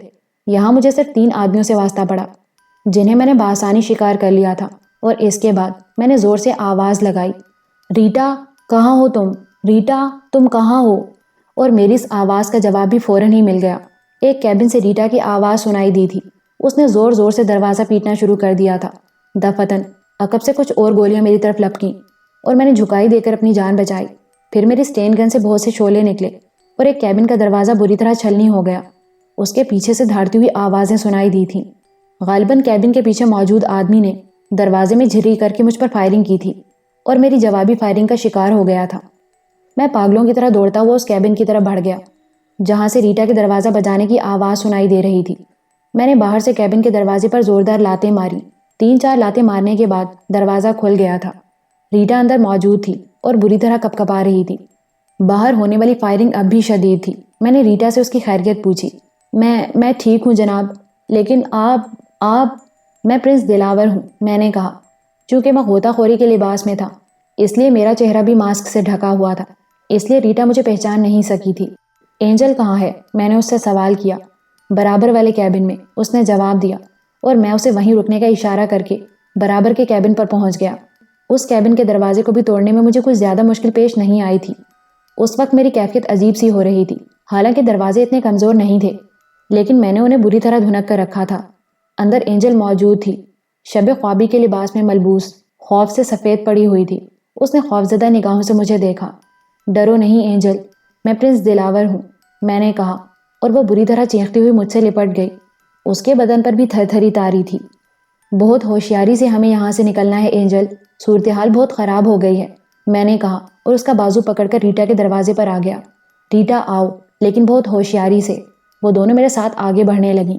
میں چاروں طرف سے چوکنا تھا اور ان دونوں کو لیے ہوئے سیڑھیوں کی جانب بڑھ رہا تھا، اور ہونے والی فائرنگ میں اب سستی آ گئی تھی۔ لیکن وکٹوریا نامی جہاز پر سائرن بج رہا تھا۔ غالباً بحری پولیس کو متوجہ کرنے کے لیے سائرن بجایا گیا تھا۔ ہمارے لیے اس کے سوا کوئی چارہ نہیں تھا کہ جس طرح بھی ممکن ہو سیڑھیوں تک پہنچے اور نیچے اتر جائیں۔ چنانچہ میں ان دونوں کو سنبھالے ہوئے حتی الامکان گولیوں سے بچتا ہوا اس طرف بڑھنے لگا جدھر سیڑھی لٹکی ہوئی تھی۔ مجھے اندازہ تھا کہ سیڑھی کہاں ہے۔ دفتن میرا ایک آدمی دوڑتا ہوا میرے پاس پہنچ گیا اور ہانپتے ہوئے لہجے میں بولا، آپ نیچے اترنے کی کوشش کریں، ان دونوں خواتین کو نیچے لے جائیے، میں حالات سنبھالے ہوئے ہوں، اس نے کہا، اور ایک طرف فائرنگ کرنے لگا۔ اس طرف سے کچھ گولیاں ہماری سمت آئی تھیں۔ اینجل سنبھل کر، ریٹا بہت ہوشیاری سے، کوئی لغزش نہ ہونے پائے، میں نے چیخ کر کہا۔ پھر ریٹا اور اینجل کو سہارا دے کر سیڑھی تک پہنچا دیا۔ وہ بری طرح کانپتی ہوئی نیچے اتر رہی تھیں۔ سیڑھی کشتی سے لگی ہوئی تھی۔ میں جھکا جھکا انہیں دیکھتا رہا۔ اس کے ساتھ ساتھ میری نگاہیں چاروں طرف بھٹک رہی تھیں۔ کئی بار مجھے شبہ کی بنیاد پر فائرنگ کرنی پڑی، لیکن یوں لگتا تھا جیسے اب وہاں زیادہ لوگ باقی نہ رہ گئے ہوں۔ کبھی کبھی چیخوں کی آوازیں ابھرنے لگتی تھیں۔ پھر جب میں نے دیکھا کہ ریٹا اور اینجل کشتی میں پہنچ چکی ہیں تو میں نے ایک زوردار آواز لگائی، عدنان کام ہو گیا ہے، واپس۔ دوسرے لمحے چاروں طرف سے سیٹیاں بجنے لگیں۔ میں نے اپنے آدمیوں کو بھاگ دوڑ کرتے ہوئے دیکھا۔ وہ شاید ان زخمیوں کو بھی اٹھا رہے تھے جو جہاز کے عرصے پر موجود تھے۔ شناخت مشکل نہیں تھی کیونکہ ہمارے تمام آدمی غوطہ خوری کے لباس میں ملبوس تھے۔ بہر صورت ان لوگوں کو تقدیر کے رحم و کرم پر چھوڑ کر میں خود بھی نیچے اتر گیا اور بادبانی کشتی مجھے لے کر فوراً چل پڑی۔ اس کشتی میں چونکہ اینجل اور ریٹا تھیں اس لیے اس کا پرنس دلاور تک پہنچنا بہت ہی ضروری تھا۔ ہم پرنس دلاور پر پہنچ گئے۔ وہاں سے ہمیں اوپر لے جانے کا معقول بندوبست تھا۔ ریٹا اور اینجل کو پرنس دلاور پر پہنچا دیا گیا۔ پھر میں بھی عرشے پر پہنچ گیا۔ میں نے دیکھا کہ بادبانی کشتیاں تیزی سے پرنس دلاور کی طرف سفر کر رہی ہیں۔ وکٹوریا سے سرچ لائٹیں ان کشتیوں کا تعاقب کر رہی تھیں۔ میں مضطرب ہونے لگا۔ میرا خیال تھا کہ عدنان کو اس سلسلے میں بھی کوئی کارروائی کرنی چاہیے۔ بہرطور عدنان احمق نہیں تھا۔ چند ہی لمحات کے بعد میں نے وکٹوریا کی لائٹوں کو ٹوٹتے ہوئے دیکھا۔ ان کی جانب فائرنگ کی گئی تھی اور نشانے بڑی کامیابی سے لگائے گئے تھے۔ وکٹوریا سے بھی ان کشتیوں پر کچھ فائر ہوئے تھے۔ پتہ نہیں ان لوگوں کو کچھ کامیابی ہوئی تھی یا نہیں۔ بہر صورت کشتیاں تیز رفتاری سے ایک سمت بڑھ رہی تھیں۔ میں نے ایک عجیب و غریب بات محسوس کی، اور وہ یہ کہ کشتیاں پرنس دلاور کی طرف نہیں آ رہی تھیں۔ صرف 2 کشتیاں ایسی تھیں جو ایک لمبا چکر لے کر پرنس دلاور کی طرف بڑھ رہی تھیں۔ پھر ایک اور منظر نگاہوں کے سامنے آیا۔ دفتن ان کشتیوں میں ہولناک دھماکے ہونے لگے۔ یہ دھماکے شاید بم کے تھے۔ کشتیوں کے ٹکڑے اڑ رہے تھے۔ میرا دل خون ہو گیا۔ یہ کیا ہو رہا تھا؟ یہ کیا ہو گیا تھا؟ یہ صورتحال میری سمجھ میں نہیں آئی تھی۔ وہ دونوں کشتیاں جو ایک لمبا چکر لے کر پرنس دلاور تک پہنچی تھیں اب نزدیک آ گئی تھیں اور پھر ان پر سے زخمیوں اور لاشوں کو پرنس دلاور پر پہنچایا جانے لگا۔ بڑے ہی زبردست انتظامات تھے۔ ذرا سی دیر میں یہ دونوں کشتیاں بھی خالی ہو گئیں اور پھر 2 آدمی انہیں لے کر پرنس دلاور سے دور چلے گئے۔ اس کے بعد میں نے ان دونوں کشتیوں میں بھی دھماکے ہوتے دیکھے تھے۔ ان کشتیوں کے بھی ٹکڑے اڑ گئے تھے۔ پھر غوطہ خوری کے لباس میں ملبوس جوان پرنس دلاور کی سیڑھیاں طے کرنے لگے۔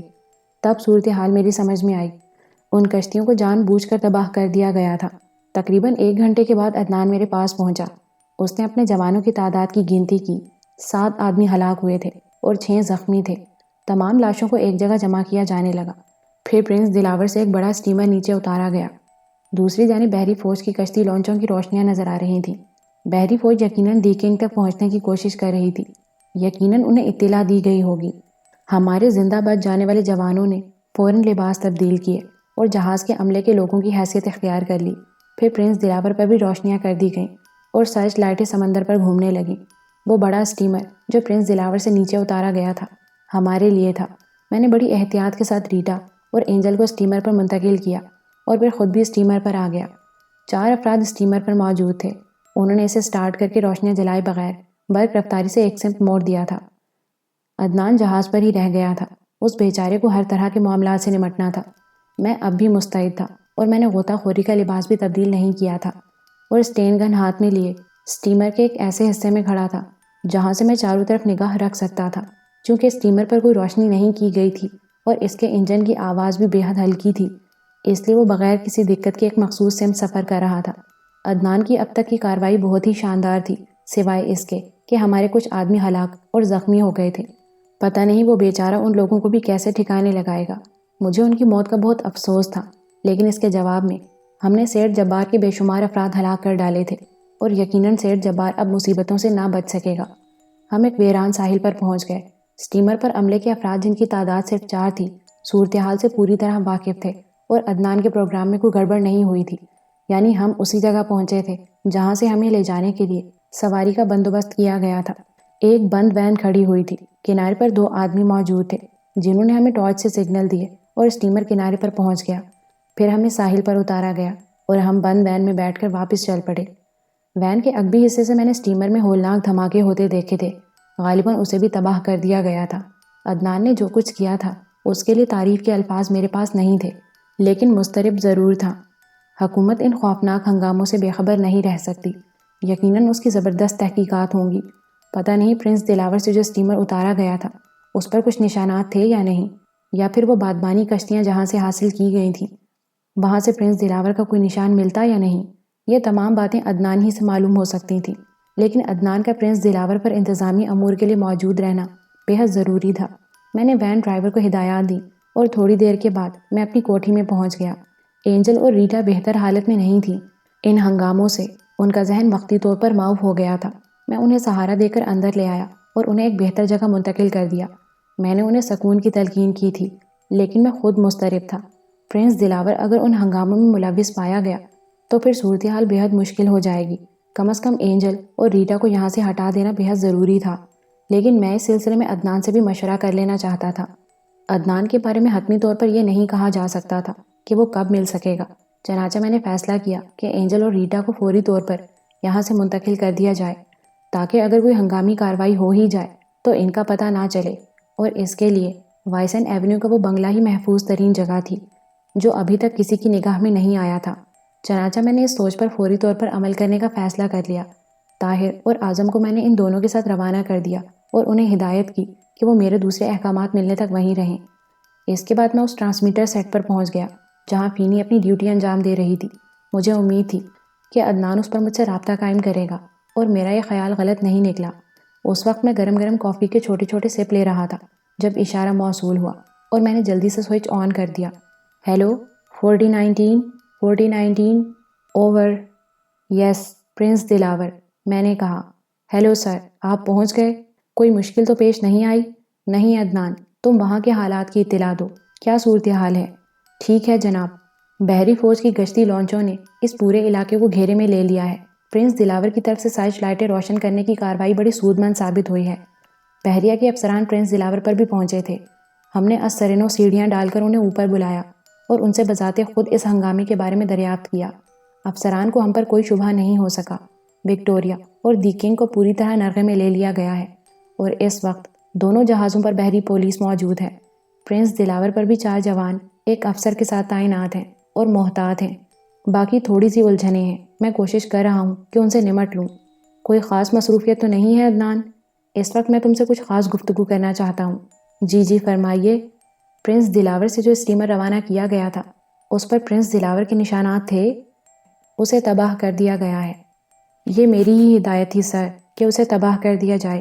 آپ بالکل مطمئن رہیں، اس پر کوئی نشان نہیں ہے اور وہ لوگ بھی کبھی یہ پتہ نہیں لگا سکیں گے کہ اس اسٹیمر کا تعلق ہم سے تھا۔ Very good. اور بادبانی کشتیاں؟ وہ ماہی گیروں کی کشتیاں تھیں جو چرائی گئی تھیں۔ ان کے مالکان کو وہیں بے ہوش کر کے ڈال دیا گیا ہے، لیکن کشتیاں چرانے والے نقاب پوش تھے اور کوئی ماہی گیر انہیں شناخت نہیں کر سکتا۔ ان کا نقصان میرے لیے باعث تکلیف ہے۔ دعا کریں پرنس کہ ہم کسی شبہ کا شکار ہونے سے بچ جائیں اور میں اپنی وہ کارروائی پوری کر لوں جس کے لیے میں پریشان ہوں۔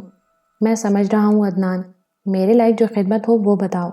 جی نہیں، بس اس وقت ذرا سا تردد یہ ہے کہ پرنس دلاور پر جو افراد موجود ہیں ان کی چھان بین نہ ہو جائے۔ ہم پرنس دلاور پر اتنے عملے کی موجودگی کا کوئی مناسب جواز پیش نہیں کر سکتے۔ دیکھیے حالات کیا رخ بدلتے ہیں۔ اگر تم مناسب سمجھو تو میں کچھ اور کارروائی کروں۔ میرا مطلب ہے ہوم سیکرٹری، وزیر داخلہ سے اس سلسلے میں بات کی جائے؟ میرا خیال ہے ابھی نہیں پرنس۔ اگر کوئی مشکل پیش آئے تو پھر حالات آپ کو سنبھالنا ہوں گے۔ ابھی کوئی ایسی بات نہیں ہے، میں مطمئن ہوں۔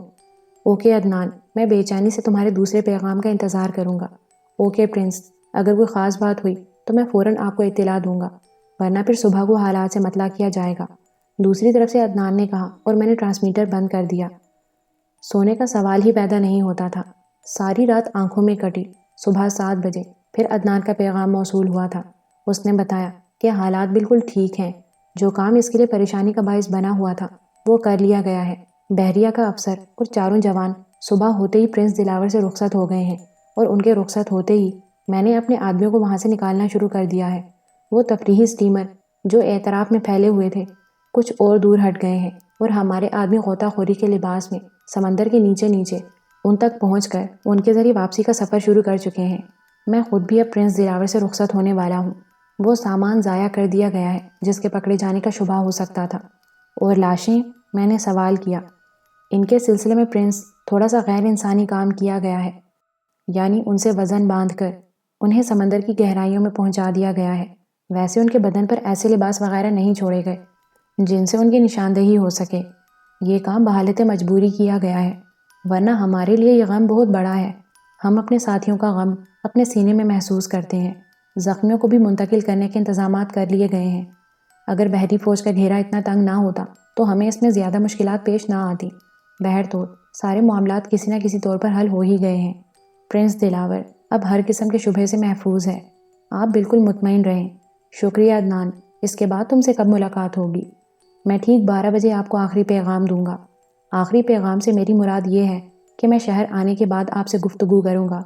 اوکے عدنان، خدا تمہیں کامیاب کرے، میں نے کہا اور ٹرانسمیٹر بند کر دیا۔ فینی بیچاری رات بھر میرے ساتھ جاگتی رہی تھی۔ اس وقت بھی وہ میرے سامنے بڑی مستعد بیٹھی تھی۔ میں نے اس کی سرخ سرخ آنکھوں کو دیکھا اور مجھے اس پر ترس آ گیا۔ فینی، بہت بہت شکریہ تمہارا۔ اب جاؤ، سو جاؤ۔ تردد کی وہ گھڑیاں جو میرے لیے بہت مشکل تھیں تم نے میرے ساتھ گزاری ہیں، ان کے لیے میں تمہارا بے حد شکر گزار ہوں۔ آپ نہیں سوئیں گے پرنس؟ نہیں فینی، اول تو میں ٹھیک ہوں، کوئی دقت نہیں ہو رہی ہے مجھے۔ نیند آئی تو میں سو جاؤں گا۔ پرنس، آپ کافی پریشان معلوم ہوتے ہیں۔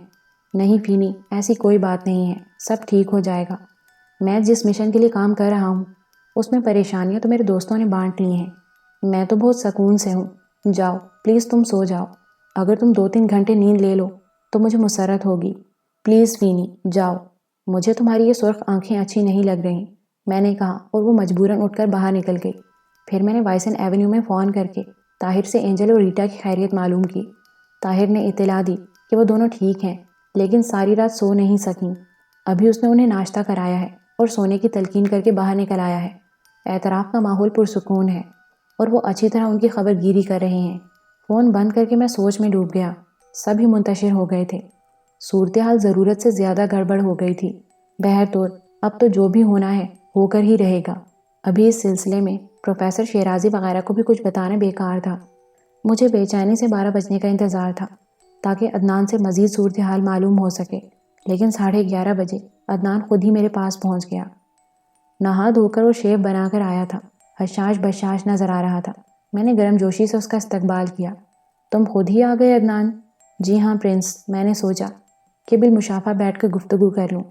آپ بھی رات کے واقعات سے پریشان ہوں گے، عدنان نے کہا۔ ہاں، ہماری توقع کے خلاف جہاز پر زبردست مزاحمت کی گئی۔ کچھ پتہ چل سکا کہ کیا پوزیشن رہی؟ صحیح صورتحال تو معلوم نہیں ہو سکی۔ سنا گیا ہے کہ جہاز سے 22 لاشیں اتاری گئی ہیں اور 2-3 افراد شدید زخمی حالت میں اسٹریچرز پر ڈال کر اسپتال تک لے جائے گئے ہیں، اور کوئی خاص بات معلوم نہیں ہو سکی۔ ہمارے 7 آدمی موقع پر ہلاک ہو گئے تھے، 2 بعد میں چل بسے۔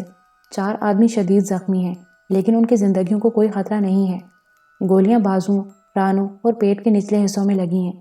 آپریشن کر کے ان گولیوں کو نکال دیا گیا ہے۔ وہ تشویشناک حالت میں ہیں۔ اوہ، اتنے آدمیوں کا نقصان بہت ہی غمناک ہے۔ پرنس، براہ کرم اس طرف توجہ نہ دیں۔ ظاہر ہے ہم لوگ پنگ پونگ کھیلنے نہیں گئے تھے۔ دشمن بھی آخر کوئی حیثیت رکھتا ہے۔ بہرطور جو لوگ ہلاک یا زخمی ہوئے ہیں ان کے ورثاء کو کسی بھی طور تکلیف کا شکار نہیں ہونے دیا جائے گا۔ زخمیوں کو کہاں رکھا گیا ہے؟ میں نے ان کا انتظام اپنی رہائش گاہ پر رکھا ہے۔ ہمارے اپنے ڈاکٹر ان کی دیکھ بھال کر رہے ہیں، عدنان نے جواب دیا۔ اپنے ڈاکٹر سے تمہاری کیا مراد ہے؟ میں نے ہنگامی حالات سے نمٹنے کے لیے اپنے گروہ میں 3 بہترین ڈاکٹروں کو شامل کر لیا ہے، اور یہ سب پرنس دلاور کے وفادار ہیں۔ گڈ، ویری گڈ، میں نے کہا۔ اور وہ لاشیں؟ ان کے لیے میں افسردہ ہوں پرنس کہ انہیں عزت و احترام کے ساتھ دفن نہ کر سکا۔ پرنس دلاور کو آہستہ آہستہ غیر محسوس انداز میں پیچھے ہٹایا جا رہا ہے۔ میں نے 3 غوطہ خوروں کو سمندر میں اتار کر لاشوں کی کیفیت معلوم کرائی تھی۔ حسب توقع مچھلیوں نے لاشوں کو نوچ کر کھا لیا ہے، اور اب ان کی شناخت ممکن نہیں ہے۔ کبھی پتہ نہیں چل سکے گا کہ وہ کون تھے۔ افسوس، ان بیچاروں کے ساتھ بہت برا سلوک ہوا۔ باقی معاملات کی کیا پوزیشن ہے؟ میرے خیال میں یہ ہنگامہ طول پکڑ لے گا۔ دی کنگ کس کی ملکیت میں ہے، اس بارے میں چھان بین ہوگی۔ ویسے آج کے اخبارات میں اس بارے میں کوئی تفصیل نہیں ہے۔ ممکن ہے دوپہر کے اخبارات کوئی خبر دیں۔ اگر سیٹھ جبار نے اس معاملے میں ہمیں ملوث کیا تو کیا پروگرام رہے گا پرنس؟ دیکھا جائے گا، حالات کا مقابلہ کریں گے، بس کوئی نشان نہیں رہنا چاہیے۔ میں نے کوشش تو کی ہے کہ کوئی نشان باقی نہ رہے۔ آگے اللہ مالک ہے۔ اینجل اور ریٹا خیریت سے ہیں؟ ہاں، میں نے انہیں کوٹھی میں نہیں رکھا۔ پھر کہاں ہیں وہ؟ وائسن ایونیو کے ایک بنگلے میں۔ یہاں تک پہنچنا ممکن نہیں ہے۔ اوہ گڈ، احتیاطی اقدام کے طور پر یہ مناسب ہے۔ ویسے پرنس، کیا اینجل اس سلسلے میں ہم سے تعاون کرے گی؟ اسے سخت نگرانی میں رکھنا ہوگا۔ ہمارے خلاف خطرناک گواہ ثابت ہو سکتی ہے۔ اس کا امکان کم ہے، لیکن اگر ایسی کوئی صورتحال ہوئی تو اسے ختم کر دیا جائے گا۔ تم کسی وقت وائسن ایونیو کے اس بنگلے کا جائزہ لے لینا۔ اگر وہاں ان دونوں کو رکھنا بہتر نہ ہو تو انہیں وہاں سے کہیں اور منتقل کر دیں گے۔ بہتر۔ ویسے ایک درخواست اور ہے پرنس۔ کیا؟ آپ کی نقل و حرکت محدود رہے تو بہتر ہے۔ ممکن ہے وہ لوگ آپ پر خصوصی نگاہ رکھیں۔ ٹھیک ہے، میں خیال رکھوں گا۔ ریٹا کے پاس ٹرانسمیٹر موجود ہے، اس سے اینجل کے بارے میں معلوم کرتے رہیں۔ طاہر اور اعظم کے پاس بھی کچھ لوگوں کو اور بھجوا دیں گے۔ اوکے۔ ایک اور اہم مسئلہ فورسیا کا ہے پرنس، اس کے لیے کیا کریں گے؟ ہاں، یہ معاملہ بھی قابل غور ہے۔ پتہ نہیں ان کے ذہن میں کیا ہے۔ اگر اس نے برے دل سے ہم سے یہ تعاون کیا ہے اور ہمارے چنگل سے نکل کر وہ سیٹھ جبار سے مل جائے تو ہمارے لیے پریشانی کا باعث بن سکتی ہے۔ بظاہر وہ جس ٹائپ کی عورت ہے اس سے اس کا امکان تو نہیں ہے، لیکن سیٹھ جبار کو ذہن میں رکھنا ہوگا۔ اگر فورسیا اس کے ہاتھ لگ گئی اور اس نے اسے زبان کھولنے پر مجبور کر دیا تو؟ ہاں، اس پہلو کو مد نظر رکھنا ہوگا۔ کیا خیال ہے اس کی چھٹی کر دی جائے؟ عدنان نے پوچھا۔ ابھی نہیں عدنان، اس وقت تک میں اسے قتل نہیں کروں گا جب تک مجھے اس سے کوئی نقصان نہ پہنچے۔ عدنان مسکرانے لگا تھا۔ میں آپ سے متفق ہوں پرنس۔ ویسے وہاں کی خبر نہیں مل سکی۔ فون کرو گے؟ کہاں، ڈائمنڈ ہاؤس؟ ہاں، یہاں سے نہیں کروں گا پرنس، باہر جاؤں گا تو کر لوں گا۔ اگر کوئی خاص بات ہوئی تو آپ کو اطلاع دوں گا۔ اوکے عدنان، رات سے آرام تو نہیں کیا ہوگا؟ میں نے سوال کیا۔ نہیں پرنس، فرصت ہی نہیں مل سکی، اور ابھی اس کے امکانات بھی نہیں ہیں۔ ویسے پرنس، میں مضبوط انسان ہوں، رات ہی کو سوؤں گا، بشرط یہ کوئی خاص بات نہ ہوئی۔ بس عدنان، اب تو تمہارے بارے میں کچھ کہنے کے لیے بھی نہیں رہ گیا۔ آپ میرے بارے میں صرف ایک بات مجھے بتاتے رہیں پرنس، کہ میں اپنا فرض پورے طور پر انجام دے رہا ہوں یا نہیں۔ آپ کے مشن میں جو کچھ بھی کر سکتا ہوں اپنے لیے سعادت سمجھتا ہوں، اب اجازت دیجیے گا، عدنان نے کہا، اور میں نے خاموشی سے گردن ہلا دی۔ اس کے بعد کوئی ایسی بات نہیں رہ گئی تھی جو ذہن کو پریشان کرتی۔ چنانچہ میں نے کچھ دیر سونے کی ٹھانی، سونے کے لیے لیٹ گیا اور رات کو 10 بجے آنکھ کھلی تھی۔ دیر تک سونے سے طبیعت بوجھل ہو گئی تھی۔ تھوڑی دیر چہل قدمی کی، پینی کے بارے میں معلوم کیا تو پتہ چلا کہ وہ سو رہی ہے۔ عدنان کو بھی مخاطب کرنا مناسب نہیں سمجھا اور فیصلہ کیا کہ رات کو سونے کے بعد دوسرے دن ہی کوئی کام کیا جائے۔ اگر اس وقت کوئی اور کارروائی کی اور کوئی الٹی سیدھی بات سن لی تو رات کی نیند بھی جائے گی۔ کھانے میں صرف جوس لیا اور مس نادرا کو ہدایات دینے کے بعد پھر سونے کے لیے لیٹ گیا۔ دوسری صبح بالکل تازہ دم تھا اور یہ تازہ دم صبح بہت سی اطلاعات کا انبار لے کر آئی تھی۔ ناشتے پر پہلی ملاقات پینی سے ہوئی۔ اس نے میرے سامنے اخبارات رکھ دیے تھے۔ سب سے بڑی سرخی لی کنگ کے بارے میں تھی۔ میں جلدی جلدی خبر پڑھنے لگا۔ بندرگاہ سے کچھ دور لنگر انداز جہاز میں قتل و غارت گری۔ جہاز ہانگ کانگ کی ایک کمپنی کی ملکیت تھا۔ رپورٹر: پچھلی رات بندرگاہ سے کچھ فاصلے پر کھڑے ہوئے ایک جہاز لی کنگ پر اچانک ہلاکت خیزی شروع ہو گئی۔ 27 افراد موت کا شکار ہو گئے۔ ان میں 14 افراد کا تعلق جہاز کے عملے سے ہے اور وہ ہانگ کانگ کے باشندے ہیں۔ باقی لوگ مقامی تھے۔ 5 لاشیں سمندر سے برآمد ہوئی ہیں۔ ان کے پیروں میں وزنی پتھر اور دیگر وزن باندھ کر سمندر برد کر دیا گیا تھا۔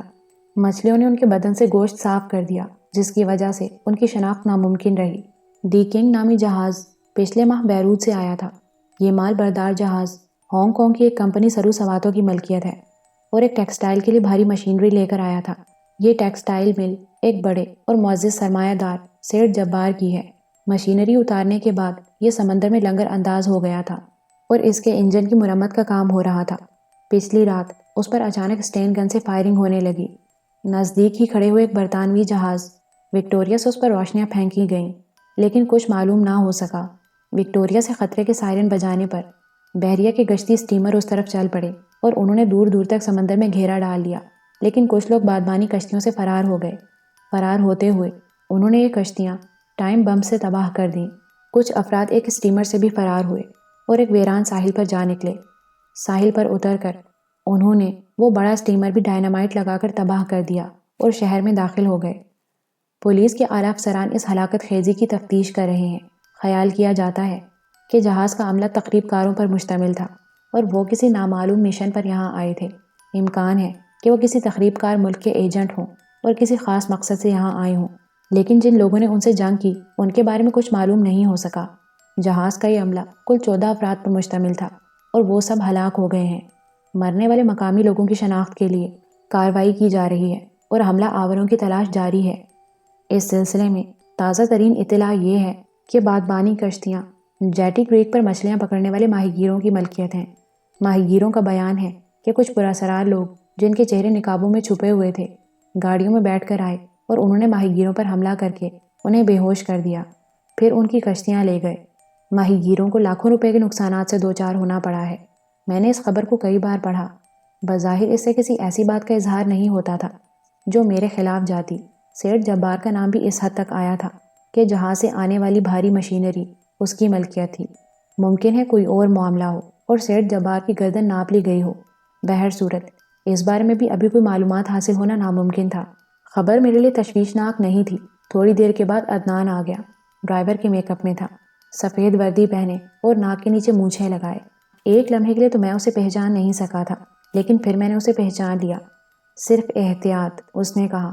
خبر پڑھ لی ہوگی آپ نے؟ ہاں، مجھے شبہ تھا کہ ممکن ہے سیٹھ جبار نے اس سلسلے میں تفتیشی افسران کو کچھ اشارے دیے ہوں اور کوٹھی کچھ لوگوں کی نگرانی میں ہو، اس لیے میں ان کی نگاہوں میں محفوظ رہنا چاہتا ہوں۔ عمدہ خیال ہے۔ خبر کیسی ہے؟ میں نے سوال کیا۔ جو کچھ اخبارات میں ہے اس سے تو یہی اندازہ ہوتا ہے کہ سیٹھ جبار خود بھی کسی کو کچھ بتانے کے لیے تیار نہیں ہے۔ ویسے میں نے اس بارے میں بہت کچھ سوچا ہے۔ میرا اندازہ ہے پرنس کہ سیٹھ جبار کسی قیمت پر پولیس کو آپ کے بارے میں کچھ نہیں بتائے گا۔ مشینری کے بارے میں وہ یہ کہہ کر گلو خلاصی کر سکتا ہے کہ اس کا مال اس کے پاس آ گیا، پھر اسے جہاز سے کیا دلچسپی ہو سکتی ہے؟ دیکھنا یہ ہے کہ جہاز ران کمپنی اس بارے میں کیا جواب دیتی ہے۔ ممکن ہے سیٹھ جبار کا تعلق صرف اس کے عملے سے ہو۔ ویسے تو یہ انکشاف بھی ہو سکتا ہے کہ وہ اس جہاز ران کمپنی کا شیئر ہولڈر یا اس کے ڈائریکٹران میں سے ہو۔ ہاں، یہ تعجب کی بات نہ ہوگی کیونکہ بہرحال وہ ایک اسمگلر ہے، میں نے جواب دیا، لیکن وہ بہت چالاک ہے پرنس۔ بہرحال اینجل اب آپ کے قبضے میں آ چکی ہے۔ سیٹ جبار کے ہاتھ یوں بھی کٹ گئے ہیں۔ دیکھو کیا ہوتا ہے۔ میں نے کچھ خاص لوگوں کو متعین کیا ہے، وہ ہمیں تازہ ترین خبروں سے آگاہ رکھیں گے۔ دوسری اہم خبر سنیے، پرنسس پورسیا کی پیش گوئی درست ثابت ہوئی۔ کیا؟ میں نے چونک کر پوچھا۔ لوبو اس کی بو سونگھتا ہوا اس جگہ پہنچ گیا۔ 4 آدمی اس کے ساتھ تھے، لیکن میں نے یہاں ایک ذہین آدمی کو تعینات کر دیا تھا۔ اس نے موقع کے لحاظ سے صورتحال سنبھال لی۔ گڈ، پھر کیا رہا؟ وہ سب ڈائمنڈ ہاؤس میں داخل ہوئے۔ اگر ہم چاہتے تو انہیں نقصان پہنچا سکتے تھے۔ نادر نے ان کا استقبال کیا اور پوچھا کہ وہ پرنسس پورسیا کی تلاش میں آئے ہیں، پھر انہیں پرنسس پورسیا سے ملا دیا۔ پرنسس پورسیا نے خیر سگالی کے جذبات کے طور پر ان کے ہتھیار ہمارے آدمیوں کے حوالے کر دیے ہیں۔ اس نے کہا ہے کہ وہ پرنس دلاور سے ملاقات کرنا چاہتی ہے اور جس وقت بھی پرنس کو فرصت ملے اس سے مل لیں۔ لیکن عدنان، وہ لوگ سیٹ جبار کے چنگل سے کیسے آزاد ہو گئے؟ میں نے کہا اور عدنان اچھل کر کھڑا ہو گیا۔ میں فون استعمال کرنا چاہتا ہوں پرنس، اس نے کہا اور میں نے فون کی طرف اشارہ کر دیا۔ عدنان نے ڈائمنڈ ہاؤس کے نمبر ڈائل کیے اور ریسیور کان سے لگا لیا۔ اس کے چہرے سے پریشانی عیاں تھی۔ کافی دیر تک وہ ریسیور کان سے لگائے رہا، پھر پھنسی پھنسی آواز میں بولا، چوٹ ہو گئی۔ فون نہیں ریسیو کیا جا رہا ہے؟ ہاں، کچھ گڑبڑ ہے، عدنان نے جواب دیا اور میں پرخیال انداز میں کان کھجانے لگا۔ پھر میں نے پوچھا، نادر کے علاوہ وہاں ہمارے کتنے آدمی اور تھے عدنان؟ 5، نادر سمیت کل 6 افراد تھے۔ ڈائمنڈ ہاؤس ہماری ملکیت ہے؟ جی نہیں، یہ ولی بھائی کے نام سے کرائے پر حاصل کی گئی ہے اور ایک پارسی کی ملکیت ہے اور اسے سالانہ کرایہ ولی بھائی کی طرف سے پہنچ جاتا ہے۔ عمارت کا کوئی مسئلہ نہیں ہے سر۔ پہلی بات تو یہ کہ ہمارے آدمیوں کا کیا ہوا؟ کیا وہ سیٹ جبار کی قید میں چلے گئے؟ دوسری بات یہ کہ پرنسس پورسیا ان کے قبضے میں آئی یا نہیں؟ اگر وہ سیٹ جبار کے قبضے میں آ گئی تو ممکن ہے وہ خود ساری حقیقت کا اعتراف نہ کرے، لیکن سیٹ جبار اگلوا لے گا۔ صورتحال یوں ہو سکتی ہے کہ سیٹ جبار نے ان سیاہ فاموں کو اس نظریے کے تحت چھوڑ دیا ہو کہ ممکن ہے لوبو اصلی فورسیا کو تلاش کر ہی لے۔ اس نے ان لوگوں کے تعاقب کے لیے آدمی تعینات کر دیے ہوں گے اور وہ لوبو کے سہارے ڈائمنڈ ہاؤس پہنچ گئے۔ ہاں، اسی کے امکانات ہیں، میں نے ہونٹ سکیڑ کر کہا۔ پھر میں نے پوچھا، فورسیا کے بارے میں یہ اطلاع کب موصول ہوئی؟ پچھلی رات، مجھے آج صبح پتہ چلا ہے۔ اطلاع دینے والا کون تھا؟ میرے ادارے کا ایک فرد۔ نہیں، ڈائمنڈ ہاؤس سے یہ اطلاع کس نے دی؟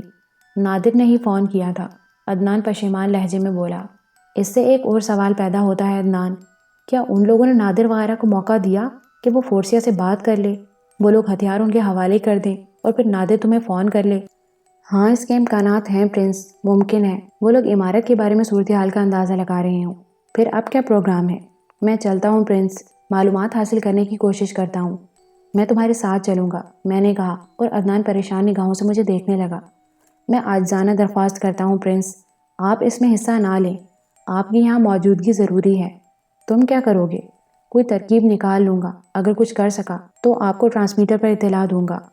اوکے، میں انتظار کروں گا، میں نے کہا اور عدنان چلا گیا۔ میں پریشانی سے گردن ہلانے لگا تھا۔ کتنے ہنگامے کھڑے ہو گئے تھے۔ بہرحال ان سے مردانہ وار برد آزما ہونا تھا۔ طارق بھی واپس آ گیا تھا اور پھر وہ شیطانی ذہن کا مالک تھا۔ اس کی واپسی اس وقت سیٹ جبار کے لیے بڑی تقویت کا باعث تھی۔ عدنان نے شام 5 بجے رابطہ قائم کیا۔ صورتحال کسی قدر بہتر ہو گئی ہے پرنس، میں تفصیل سے عرض کرتا ہوں۔ ڈائمنڈ ہاؤس سے تقریباً 2 فرلانگ دور الیکٹرک کمپنی کی ایک گاڑی الیکٹرک پول درست کر رہی تھی۔ ہم نے گاڑی پر کام کرنے والے آدمیوں کو بے ہوش کر کے گاڑی پر قبضہ کر لیا اور پھر اسے لے کر ڈائمنڈ ہاؤس پہنچ گئے۔ پہلے ہم نے باہر سے جائزہ لیا، پھر الیکٹرک وائر مینوں کے لباس میں اندر داخل ہو گئے۔ عمارت خالی تھی، تہخانے میں بھی کوئی نہیں تھا، لیکن عمارت سے کچھ فاصلے پر ایک فقیر موجود تھا۔ اس سنسان علاقے میں بھیک مانگنے والوں کو دیکھ کر ہمیں شک ہو گیا۔ ہم نے اسے پکڑ لیا اور گاڑی وہیں چھوڑ کر واپس آ گئے۔ فقیر پر تشدد کیا گیا تو اس نے سب کچھ اگل دیا۔ وہ سیٹ جبار کا آدمی ہے اور عمارت کی نگرانی کر رہا تھا۔ اس کے پاس سے ٹرانسمیٹر بھی برآمد ہوا ہے۔ اس سے علم ہوا کہ ہمارے تمام ساتھی گرفتار ہو گئے اور انہیں ایک نواحی بستی کے ایک مکان میں لے جایا گیا ہے۔ بہرحال پرنس، میں نے مختلف پروفیشن کے لوگوں کے بھیس میں اپنے آدمی اس مکان تک بھیجے۔ ان میں سے کچھ کو بھنگی تک بنا دیا گیا تھا۔ خوشخبری یہ ہے کہ نادر اور ہمارے بقیہ ساتھی ہمیں اس عمارت میں مل گئے۔ نادر زخمی ہے لیکن وہ خاص زخم نہیں ہے۔ البتہ فورسیا اور اس کے ساتھی اس عمارت میں نہیں لائے گئے۔ عمارت میں موجود دونوں آدمی جو نادر وغیرہ کی نگرانی کر رہے تھے عام سے آدمی تھے اور انہیں کچھ نہیں معلوم تھا۔ نہ فقیر بنے ہوئے آدمی کو یہ معلوم تھا کہ فورسیا کو کہاں لے جایا گیا ہے، اس لیے انہیں چھوڑ دیا گیا۔ کم از کم ایک الجھن سے نجات مل گئی ہے پرنس۔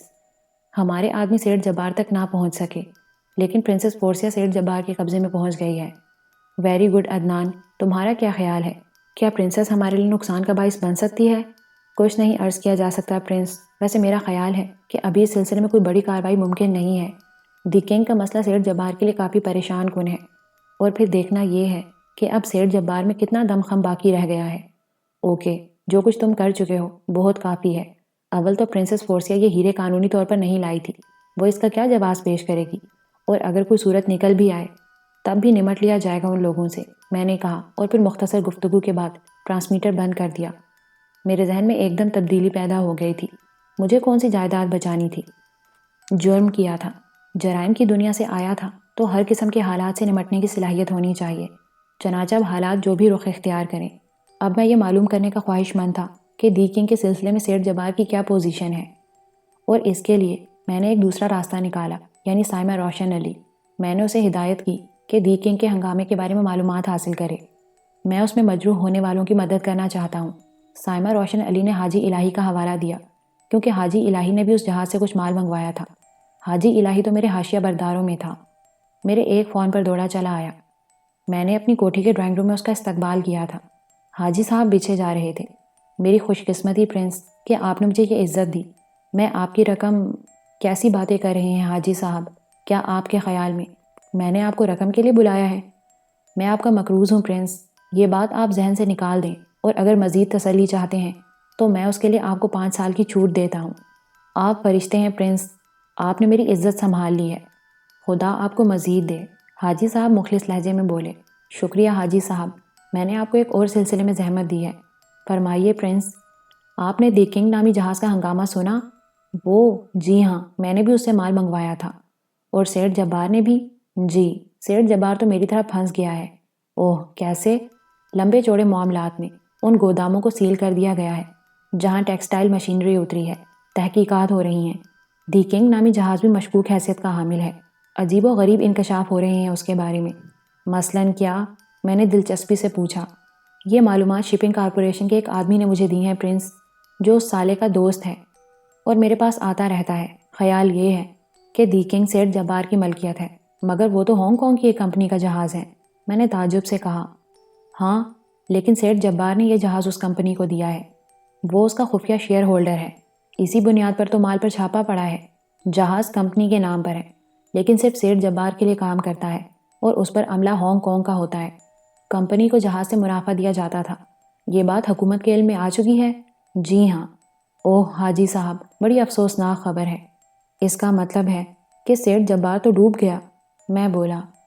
یہ کائنات ایک سمندر ہے پرنس، اور سمندر کسی کا تابع نہیں ہوتا۔ قدرت کے ہاتھ لمبے ہیں۔ سیٹھ جبار ہمیشہ دوسروں کو ڈبونے کی کوشش کرتا رہا ہے۔ اب اگر سمندر کی کوئی لہر اس پر چڑھ دوڑی ہے تو اس میں افسوس کیسا؟ برائی کے نتائج تو فطری عمل ہوتے ہیں۔ آپ کو شاید کبھی اس کی شیطانیت سے سابقہ نہیں پڑا۔ ہم جانتے ہیں پرنس، اس نے ہر چھوٹے بڑے سرمایہ دار کو نقصان پہنچایا ہے۔ وہ کاروبار کی دنیا کا بے تاج شہنشاہ ہے، جسے چاہے بنا دے، جسے چاہے بگاڑ دے۔ بہت سے چھوٹے موٹے سرمایہ دار اس کی چیرہ دستیوں کا شکار ہو چکے ہیں۔ سیٹھ جبار کو جو چیز پسند ہوتی ہے وہ اسے اپنی ملکیت بنا لیتا ہے۔ میری نگاہوں میں ایسے بہت سے لوگ ہیں جنہوں نے اپنے محدود سرمایے سے کسی کاروبار کا آغاز کیا، اور سیٹھ جبار کو اس میں کوئی دلچسپی نظر آئی تو اس نے حکم نامہ بھیج دیا کہ اس کا کاروبار اس کے حوالے کر دیا جائے اور اس کی کوڑیاں لے لی جائیں۔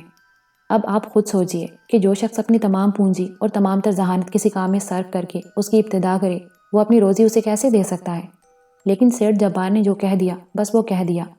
اس نے حکم عدولی کرنے والے کو اس طرح ڈبویا ہے کہ پھر وہ بیچارہ سڑکوں پر ہی بھیک مانگتا ہوا نظر آیا۔ پتہ نہیں کتنے مظلوموں کی آہیں اس کا تعاقب کر رہی ہیں۔ آپ اس کا افسوس نہ کریں پرنس۔ ویسے مجھے تو یقین نہیں ہے کہ سیٹھ جبار ڈوب جائے۔ اس کے ہاتھ اتنے دراز ہیں کہ وہ بڑے سے بڑے مسئلے کو اپنے حق میں کر لیتا ہے۔ ہم ابھی کوئی فیصلہ کن بات نہیں کہہ سکتے تھے۔ مجھے یقین ہے کہ آج کل وہ دن رات اپنی گلو خلاصی کی فکر میں سرگرداں ہوگا، اور آپ دیکھ لیجئے گا کہ تھوڑے ہی عرصے کے بعد وہ ان مسائل سے نکل آئے گا۔ حاجی الہی مایوسی سے ہونٹ سکوڑ کر بولے۔ آپ کے خیال میں حاجی صاحب مشینری کے گودام پر چھاپا کیوں پڑا ہے؟ بس منہ نہ کھلوائیے پرنس، ہو سکتا ہے کہ وہ تمام مشینری ڈھول کا پول ہو، ان کے اندر کوئی اور ہی چیز موجود ہو۔ بات تو صرف یہ ہے کہ صحیح صورتحال سامنے آ جائے۔ بہرطور حاجی صاحب جو برا کر رہا ہے اسے سزا ملے گی۔ میں نے تو ایک انسان کی حیثیت سے اظہار تعصب کیا تھا۔ مجھے علم ہوا تھا کہ اس جہاز سے آپ نے بھی کچھ مال منگوایا ہے، تو میں نے سوچا کہ کہیں آپ کسی پریشانی کا شکار نہ ہوں۔ اگر ایسی کوئی بات ہو تو مجھے بتائیے، میں آپ کی ہر ممکن مدد کرنے کے لیے تیار ہوں۔ پرنس، بخدا میرے ہاتھ صاف ہیں۔ میں آج کل پریشان ضرور ہوں، لیکن ناجائز ذرائع سے اپنی ساکھ بنانے کا خواہش مند نہیں۔ بھائی، بے ایمانی، برائی، چوری چکاری میں کروں گا اور کھائیں گے سب لوگ، پھر میں ان جھگڑوں میں اپنی جان کیوں پھنساؤں؟ کوشش کر رہا ہوں کہ بال بچوں کے لیے کچھ چھوڑ جاؤں۔ چھوڑ گیا تو ٹھیک ہے، ورنہ ان کی تقدیر۔ آپ نے ٹھیک کہا حاجی صاحب، میں نے اسی لیے آپ کو زحمت دی تھی۔ شکریہ پرنس، میں آپ کے احسانات کو کبھی نہیں بھول سکتا، اور ان کے عوض صرف آپ کو دعائیں ہی دے سکتا ہوں۔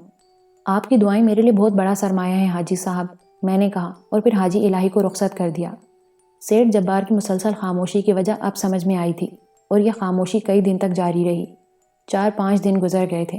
سیٹھ جبار نے اینجل کے سلسلے میں کوئی خاص کارروائی نہیں کی تھی۔ ویسے میرا اور عدنان کا یہ خیال مشترک تھا کہ دی کنگ نامی جہاز پر ہونے والی کارروائی کو سیٹھ جبار نے اچھی طرح سمجھ لیا ہوگا اور جانتا ہوگا کہ اس میں پرنس دلاور ہی کا ہاتھ ہے۔ لیکن حیرت کی بات تھی کہ سارے وسائل ہونے کے باوجود اس نے ابھی تک پرنس دلاور کو ان واقعات میں ملوث نہیں کیا تھا، جبکہ اس کی پوزیشن محفوظ نہیں تھی۔ اس کی 2 ہی وجوہات ہو سکتی تھیں۔ اول تو اینجل، دوم یہ کہ اسے پرنس دلاور کی پہنچ کا بھی بخوبی احساس تھا۔ دوہری دشمنی مول لے کر وہ بالکل ہی دلدل میں دھنسنا نہیں چاہتا تھا۔ 5ویں دن عدنان نے ایک اور اطلاع دی جو میرے لیے خاصی سنسنی خیز تھی۔ اس نے کہا کہ پرنسس فورسیا اپنے 5 ساتھیوں کے ساتھ ہوٹل اسپارکو میں موجود ہے۔ میں اس اطلاع پر چونک پڑا۔ یہ کیسے ممکن ہے عدنان؟ میں خود جائزہ لے چکا ہوں پرنس، ہرچند کہ میں نے اس سے ملنے کی کوشش نہیں کی، لیکن میں اور میرے آدمی اس کی نگرانی کر رہے ہیں۔ اس میں کوئی فریب نہیں کہہ سکتا۔ پرنسس فورسیا لگ تو ٹھیک ٹھاک ہی رہی ہے، اور اس کے تمام ساتھی بھی، لیکن ممکن ہے یہ سیٹھ جبار کی کوئی چال ہو۔ یہ بھی ممکن ہے کہ وہ ہمیں اس کے قریب دیکھنا چاہتا ہو۔ اس کا انتظام ہو سکتا ہے چیف، عدنان لاؤبالی انداز میں کہنے لگا۔ وہ کیسے؟ آپ خود فورسیا سے ملنا چاہتے ہیں پرنس؟ ہاں بھائی، کم از کم ایک دفعہ قریب سے اس کا جائزہ تو لیا جائے، معلوم کیا جائے کہ اس کے ساتھ کیا بیتی۔ تو پھر آپ کو زحمت کرنا ہوگی۔ میں انتظامات کیے دیتا ہوں۔ اگر آپ مناسب سمجھیں تو آج شام 5 بجے مجھ سے ملاقات کر لیں۔ میں پہنچ جاؤں گا، لیکن کہاں؟ تاج کمپلیکس نامی ایک عمارت ہے جس میں دفاتر ہیں، اس عمارت کے کمرہ نمبر 20 میں آ جائیے۔ UK برادرز کے نام سے ایک فرم کا بورڈ لگا ہوا ہے، چند افراد وہاں موجود ہوں گے۔ فکر نہ کیجیے، وہ میرے ہی آدمی ہیں۔ میں اپنے کیبن میں آپ کا انتظار کروں گا۔ ٹھیک ہے بھائی، میں نے مسکراتے ہوئے کہا۔ پھر اسی شام 5 بجے عدنان کی بتائی ہوئی عمارت میں پہنچ گیا۔ UK برادرز کا بورڈ نظر آ گیا تھا۔ کمرہ خاصا کشادہ تھا۔ 2-3 آدمی میزوں پر بیٹھے فائلوں پر کام کر رہے تھے۔ ایک شاندار کیبن ایک کونے میں بنا ہوا تھا۔ میں اس کیبن کی جانب بڑھ گیا۔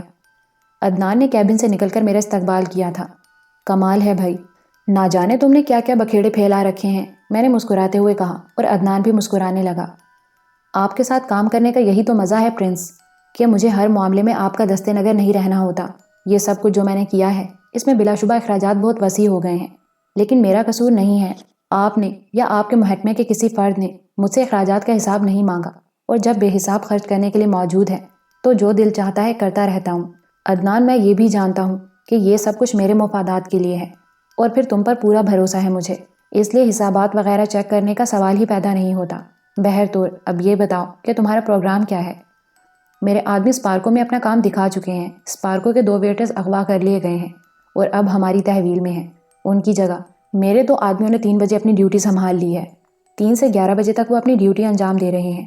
میں نے ایسے لوگوں کا انتخاب کیا ہے جن کی جسامت پر ہم پورے اترتے ہیں۔ جب ہم اسپارکو پہنچیں گے تو وہ لوگ ہمارے استقبال کریں گے اور ہمیں اپنی جگہ دے دیں گے۔ اس طرح ہم ویٹرز کے روپ میں فورسیا تک پہنچ سکتے ہیں۔ ویری گڈ، لیکن ہمارے چہرے؟ میں نے سوال کیا، اور عرفان نے کیبن میں رکھی ہوئی ایک بہت بڑی میز کے دراز سے 2 ماسک نکال لیے اور ان کے پیکٹ کھول کر انہیں میرے سامنے رکھ دیا۔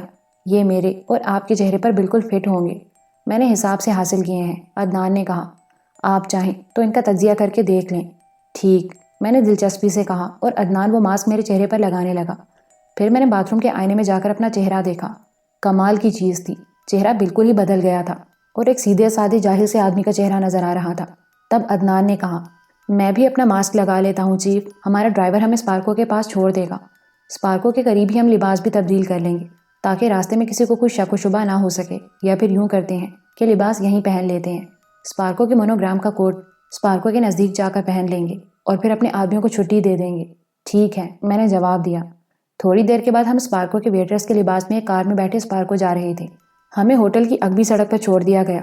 یہاں پر 2 آدمی تعینات تھے، ان میں سے ایک نے اپنی خدمات پیش کی اور ان دونوں ویٹرس کو بلانے کے لیے اندر چلا گیا جن کی جگہ ہمیں لینی تھی۔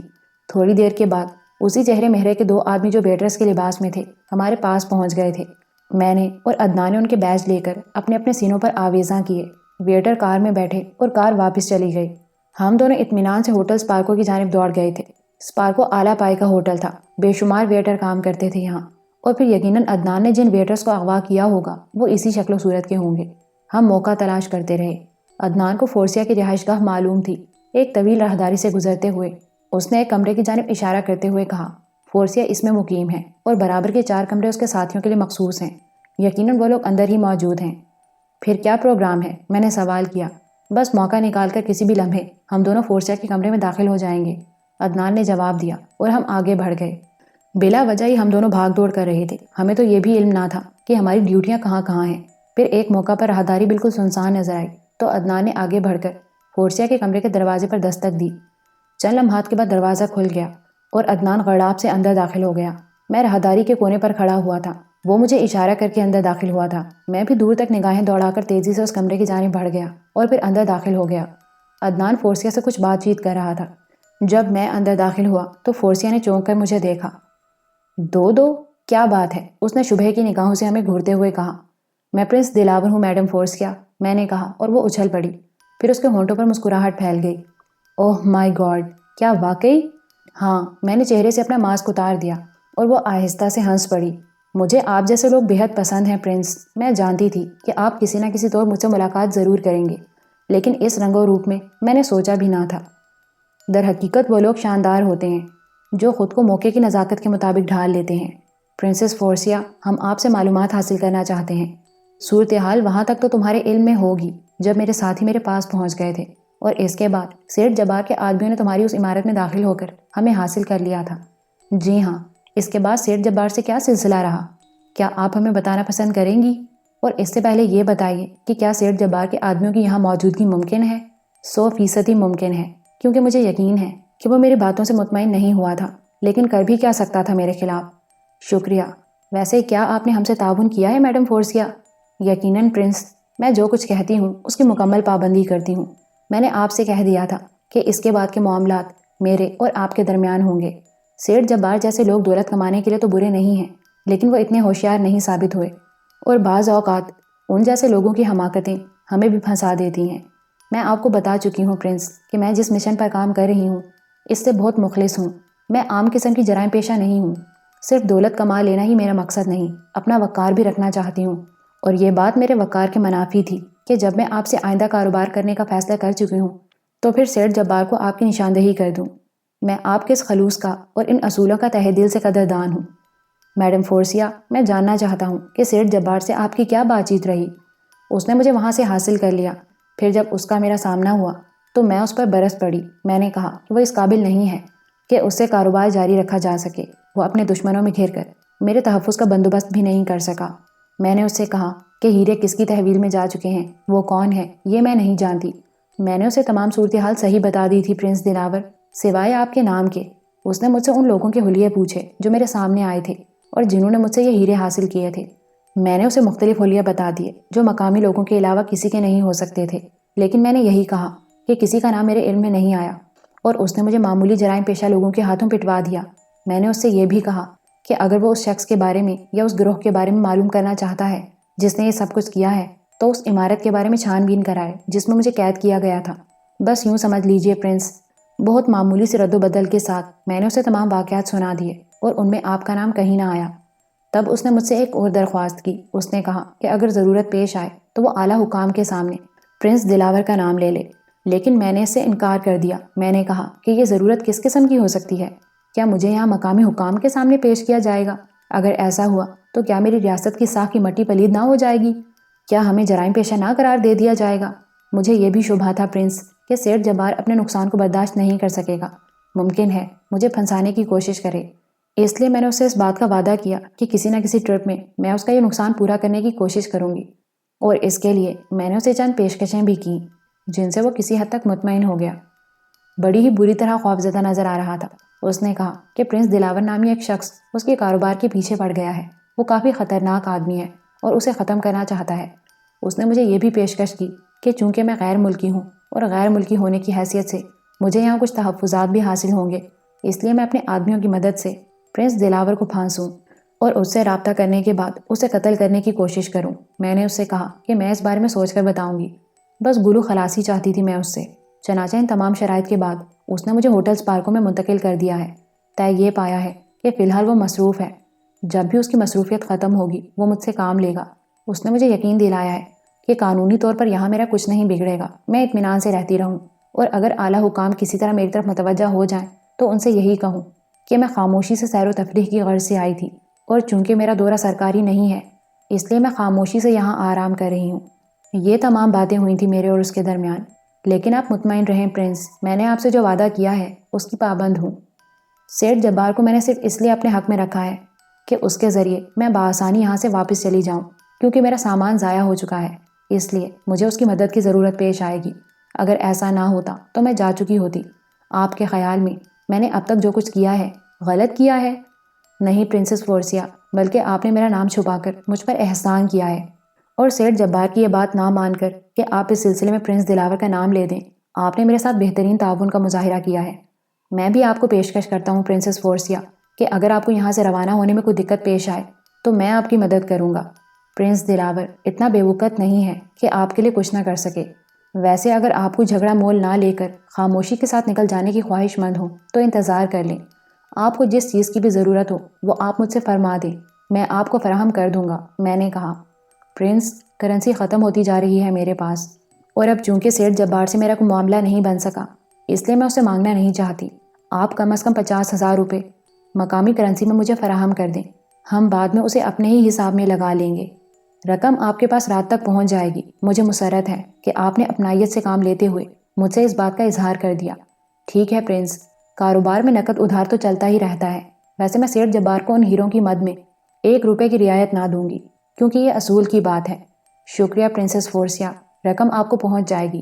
یہ ایک ٹیلی فون نمبر رکھ لیجئے۔ میں نے جیب سے ایک کارڈ نکال کر اس کے ہاتھ میں دیتے ہوئے کہا، جب بھی میری ضرورت پیش آئے آپ مجھے اس نمبر پر رنگ کر سکتی ہیں۔ فورسیا نے شکریہ ادا کیا تھا۔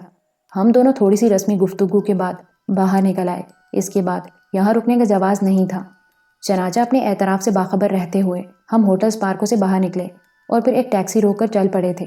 عدنان نے اپنے آدمیوں کو اشارہ کر دیا تھا کہ وہ اسپارکو کی نگرانی ختم کر دیں، اب اس کی کوئی ضرورت باقی نہ رہ گئی تھی۔ عدنان ٹیکسی میں میرے پاس پچھلی سیٹ پر ہی بیٹھا ہوا تھا اور ہم دونوں ہی اپنے عقب کی نگرانی کر رہے تھے۔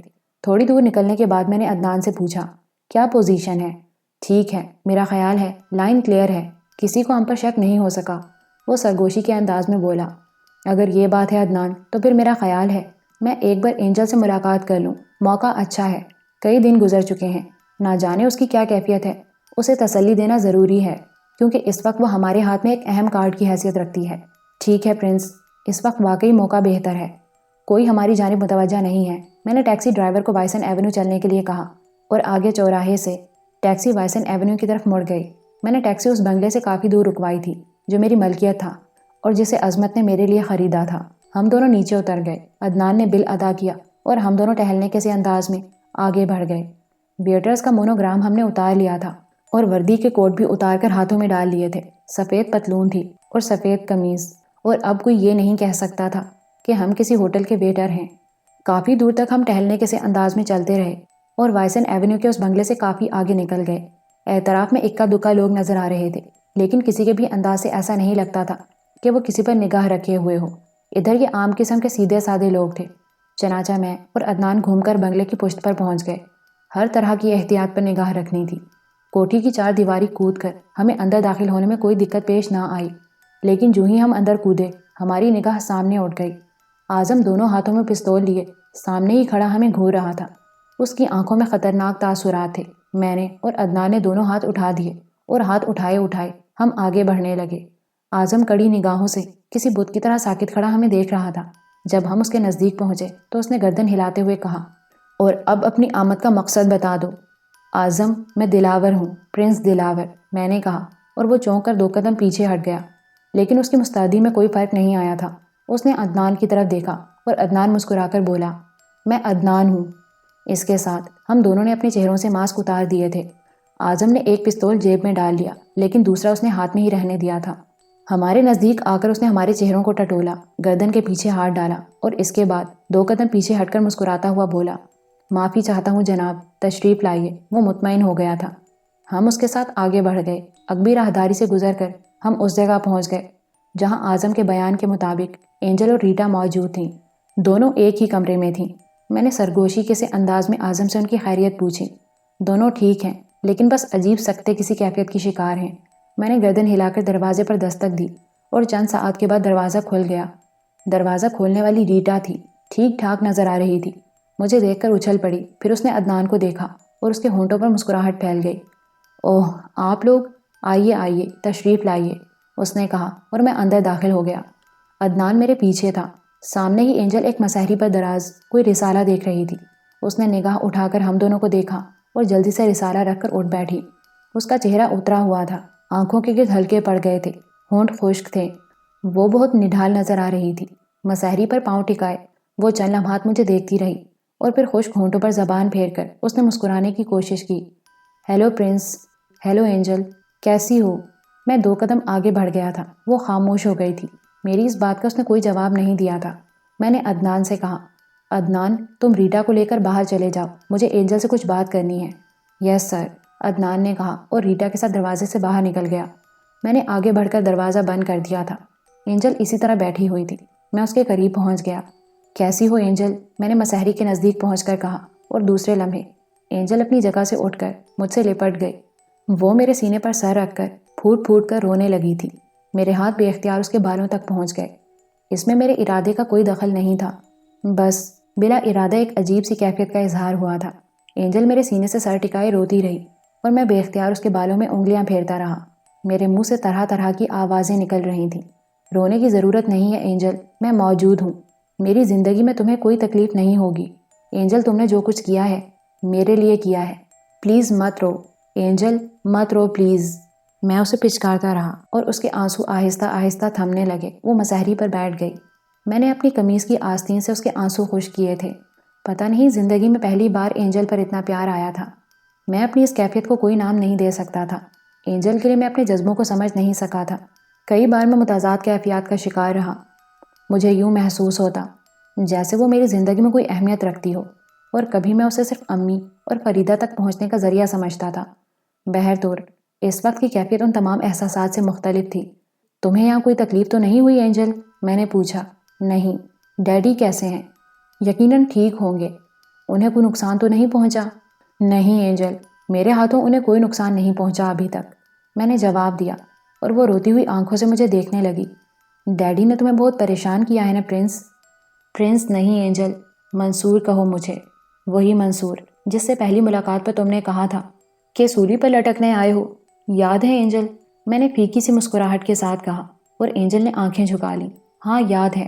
اب تک تم مجھ سے سوال کرتی رہی تھی کہ میں منصور ہوں یا پرنس دلاور۔ میں نے تمہیں ڈھکے چھپے انداز میں بتا دیا تھا کہ میں منصور ہی ہوں، لیکن اینجل آج میں کھلی زبان سے یہ اعتراف کرنے آیا ہوں کہ ہاں میں منصور ہوں۔ میں وہ ہوں اینجل جو اس شہر کے ایک چھوٹے سے علاقے کے چھوٹے سے گھر میں رہتا تھا، تمہارے والد کے ڈرائیور کا بیٹا، تمہیں اپنا آقا سمجھنے والا، سیٹھ جبار کو انداتا جاننے والا۔ اور جب میرے والد کا انتقال ہو گیا تو میری نگاہ صرف اسی گھر کی جانب اٹھی جہاں سے مجھے رزق مہیا ہو سکتا تھا۔ میرے ذہن میں صرف یہی تصور تھا کہ نوکری صرف سیٹھ جبار دے سکتے ہیں۔ میں اپنے والد کا حوالہ دے کر ان تک پہنچ گیا اور انہوں نے کمال مہربانی سے کام لیتے ہوئے مجھے اپنے ڈرائیور امجد کے حوالے کر دیا اور اس سے کہا کہ مجھے ڈرائیونگ سکھائے۔ میں نے بہت جلد ڈرائیونگ سیکھ لی اینجل، اور تمہارے والد کے وفاداروں میں شامل ہو گیا۔ لیکن اینجل، میں کچے ذہن کا مالک تھا۔ میں نے اس وقت تک کتابوں میں یہی پڑھا تھا کہ ملک کی بقا اور سلامتی کے لیے شدید محنت اور دیانت کی ضرورت ہے۔ ملک کے قاتل وہ ذخیرہ اندوز، چور اور اسمگلر ہیں جو ملک کی جڑوں کو کھوکھلا کر رہے ہیں۔ وطن عزیز کی بقا اسی میں ہے کہ وطن کو ایسے لوگوں سے نجات دلائی جائے۔ میں نے اس وقت تک یہی پڑھا تھا اینجل، اور صدقے دل سے اس پر ایمان رکھتا تھا، چونکہ یہ میری زندگی کا پہلا سبق تھا۔ میں اس پہلے سبق کو اپنی زندگی کا آخری سبق بنا لینا چاہتا تھا، لیکن جب معلوم ہوا اینجل کہ سیٹھ جبار اسمگلنگ کرتے ہیں اور میں جو کچھ کر رہا ہوں وہ ملک کی بقا کے لیے خطرے کی حیثیت رکھتا ہے تو میرا دل مچل اٹھا۔ ہاں اینجل، میں نے اپنے مالک سے غداری کی، لیکن میں اپنے وطن سے غداری نہیں کرنا چاہتا تھا۔ میں پولیس اسٹیشن پہنچا اور میں نے انسپیکٹر سے کہا کہ میں اسمگلروں کو پکڑوا سکتا ہوں۔ میرے سینے میں سیٹھ جبار کے خلاف کوئی جذبہ نہیں تھا، میں بس ملک دشمنوں کی نشاندہی کرنا چاہتا تھا۔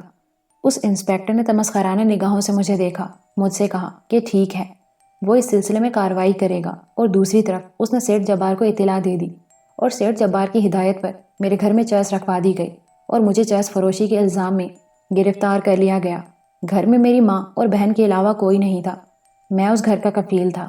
کسی نے مجھ پر توجہ نہ دی اور مجھے 5 سال قید بامشقت کی سزا ہو گئی۔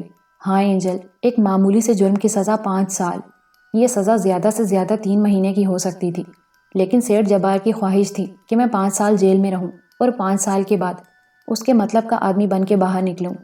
میں بلا شبہ مجرم بن کر باہر نکلا تھا۔ جیل کی 5 سالہ زندگی کم نہیں ہوتی۔ بڑے بڑے استادوں نے مجھے بڑے بڑے گر سکھائے تھے۔ میں باہر نکلا تو میرے ذہن میں سیٹھ جبار کے لیے کوئی برا جذبہ نہیں تھا۔ مجھے تو یہ بھی پتہ نہ تھا کہ میرے گھر میں چرس رکھوانے والا وہ بڑا آدمی ہے جو اپنے معمولی سے اشارے پر انسانوں کی تقدیریں بدلنے کی قدرت رکھتا ہے۔ میں گھر پہنچا تو میری ماں اور بہن مجھے گھر میں نہ ملی۔ میں ان کے لیے پاگل ہو گیا۔ مجھے پتہ نہیں چل سکا کہ ماں اور بہن کو گھر سے بے گھر کرنے والا کون ہے۔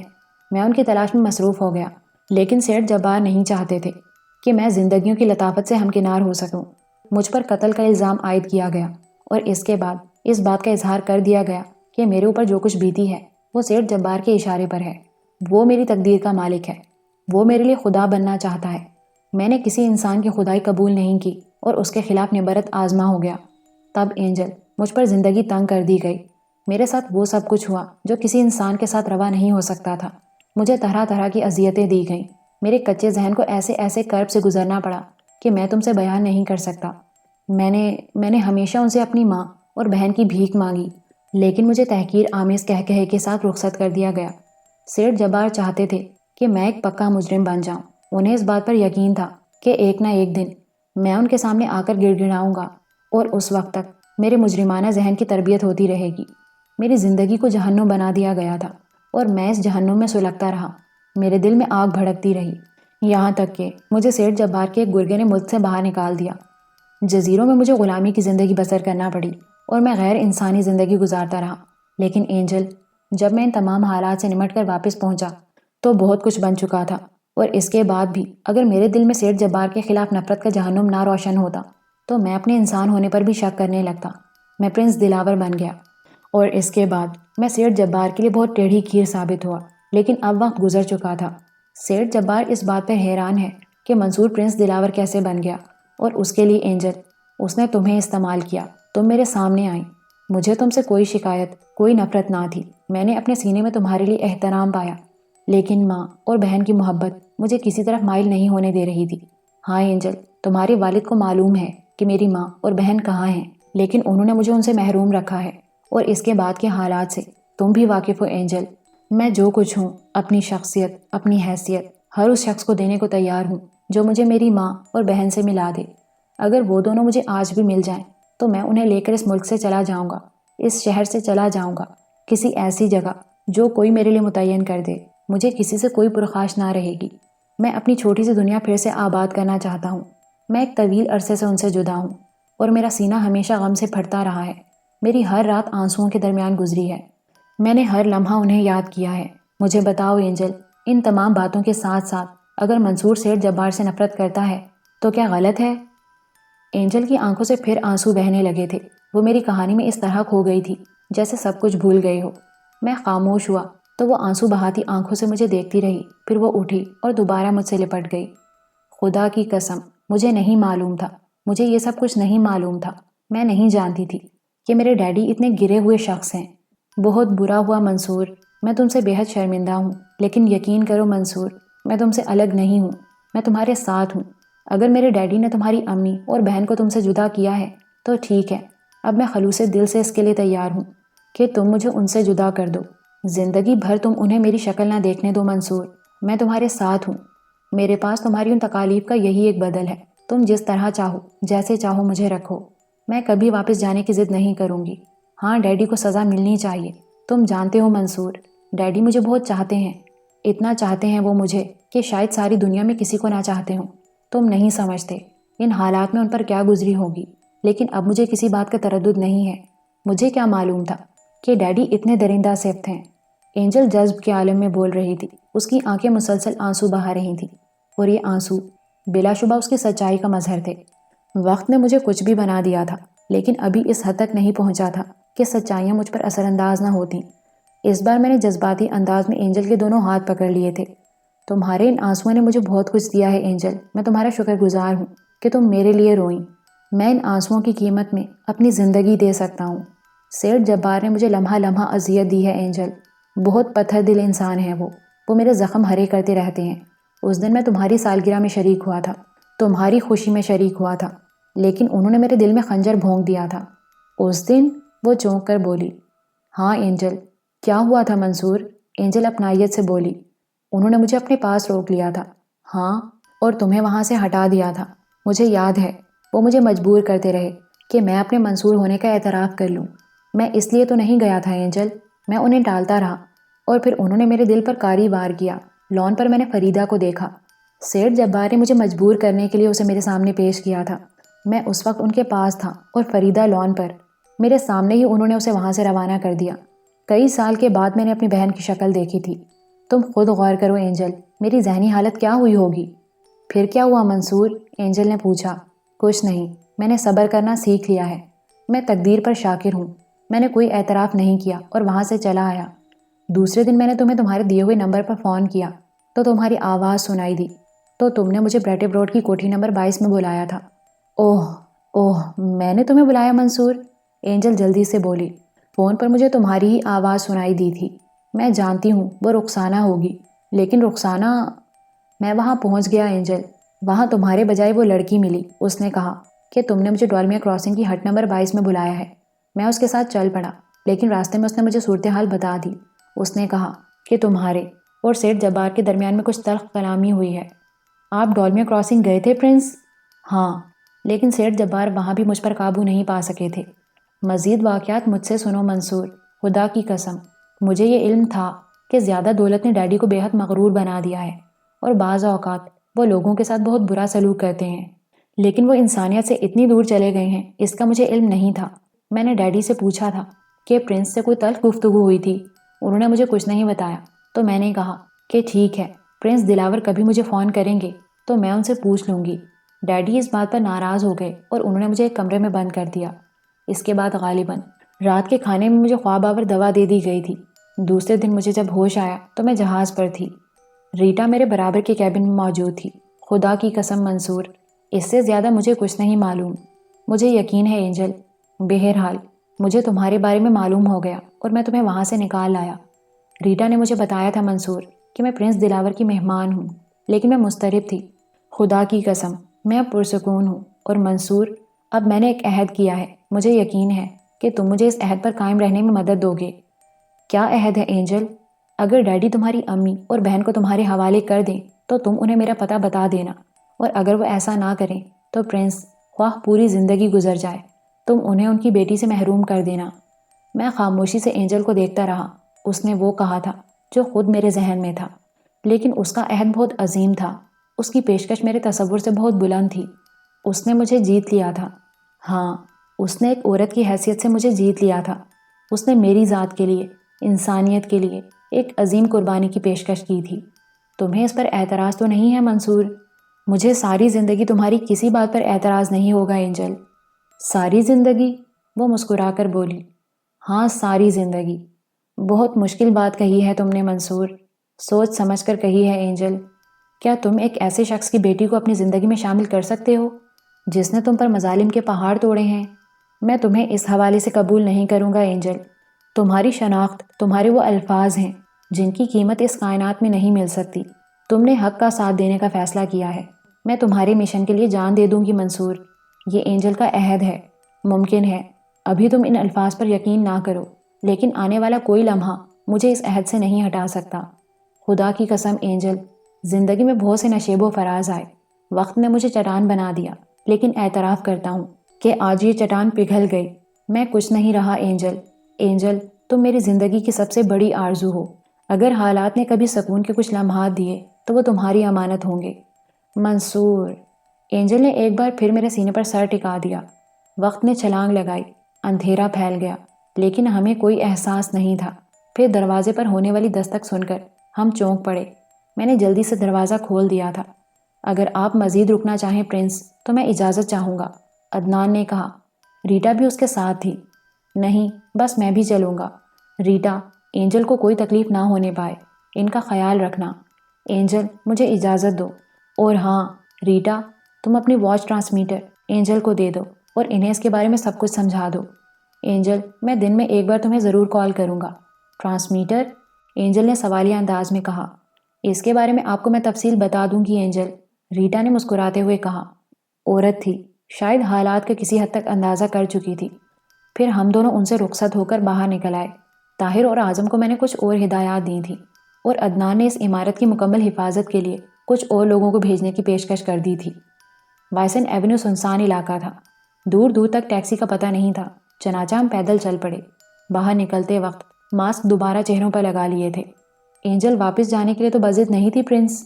نہیں عدنان، وہ بہت برے باپ کی بہت اچھی بیٹی ہے، اس نے مجھے بے حد متاثر کیا ہے۔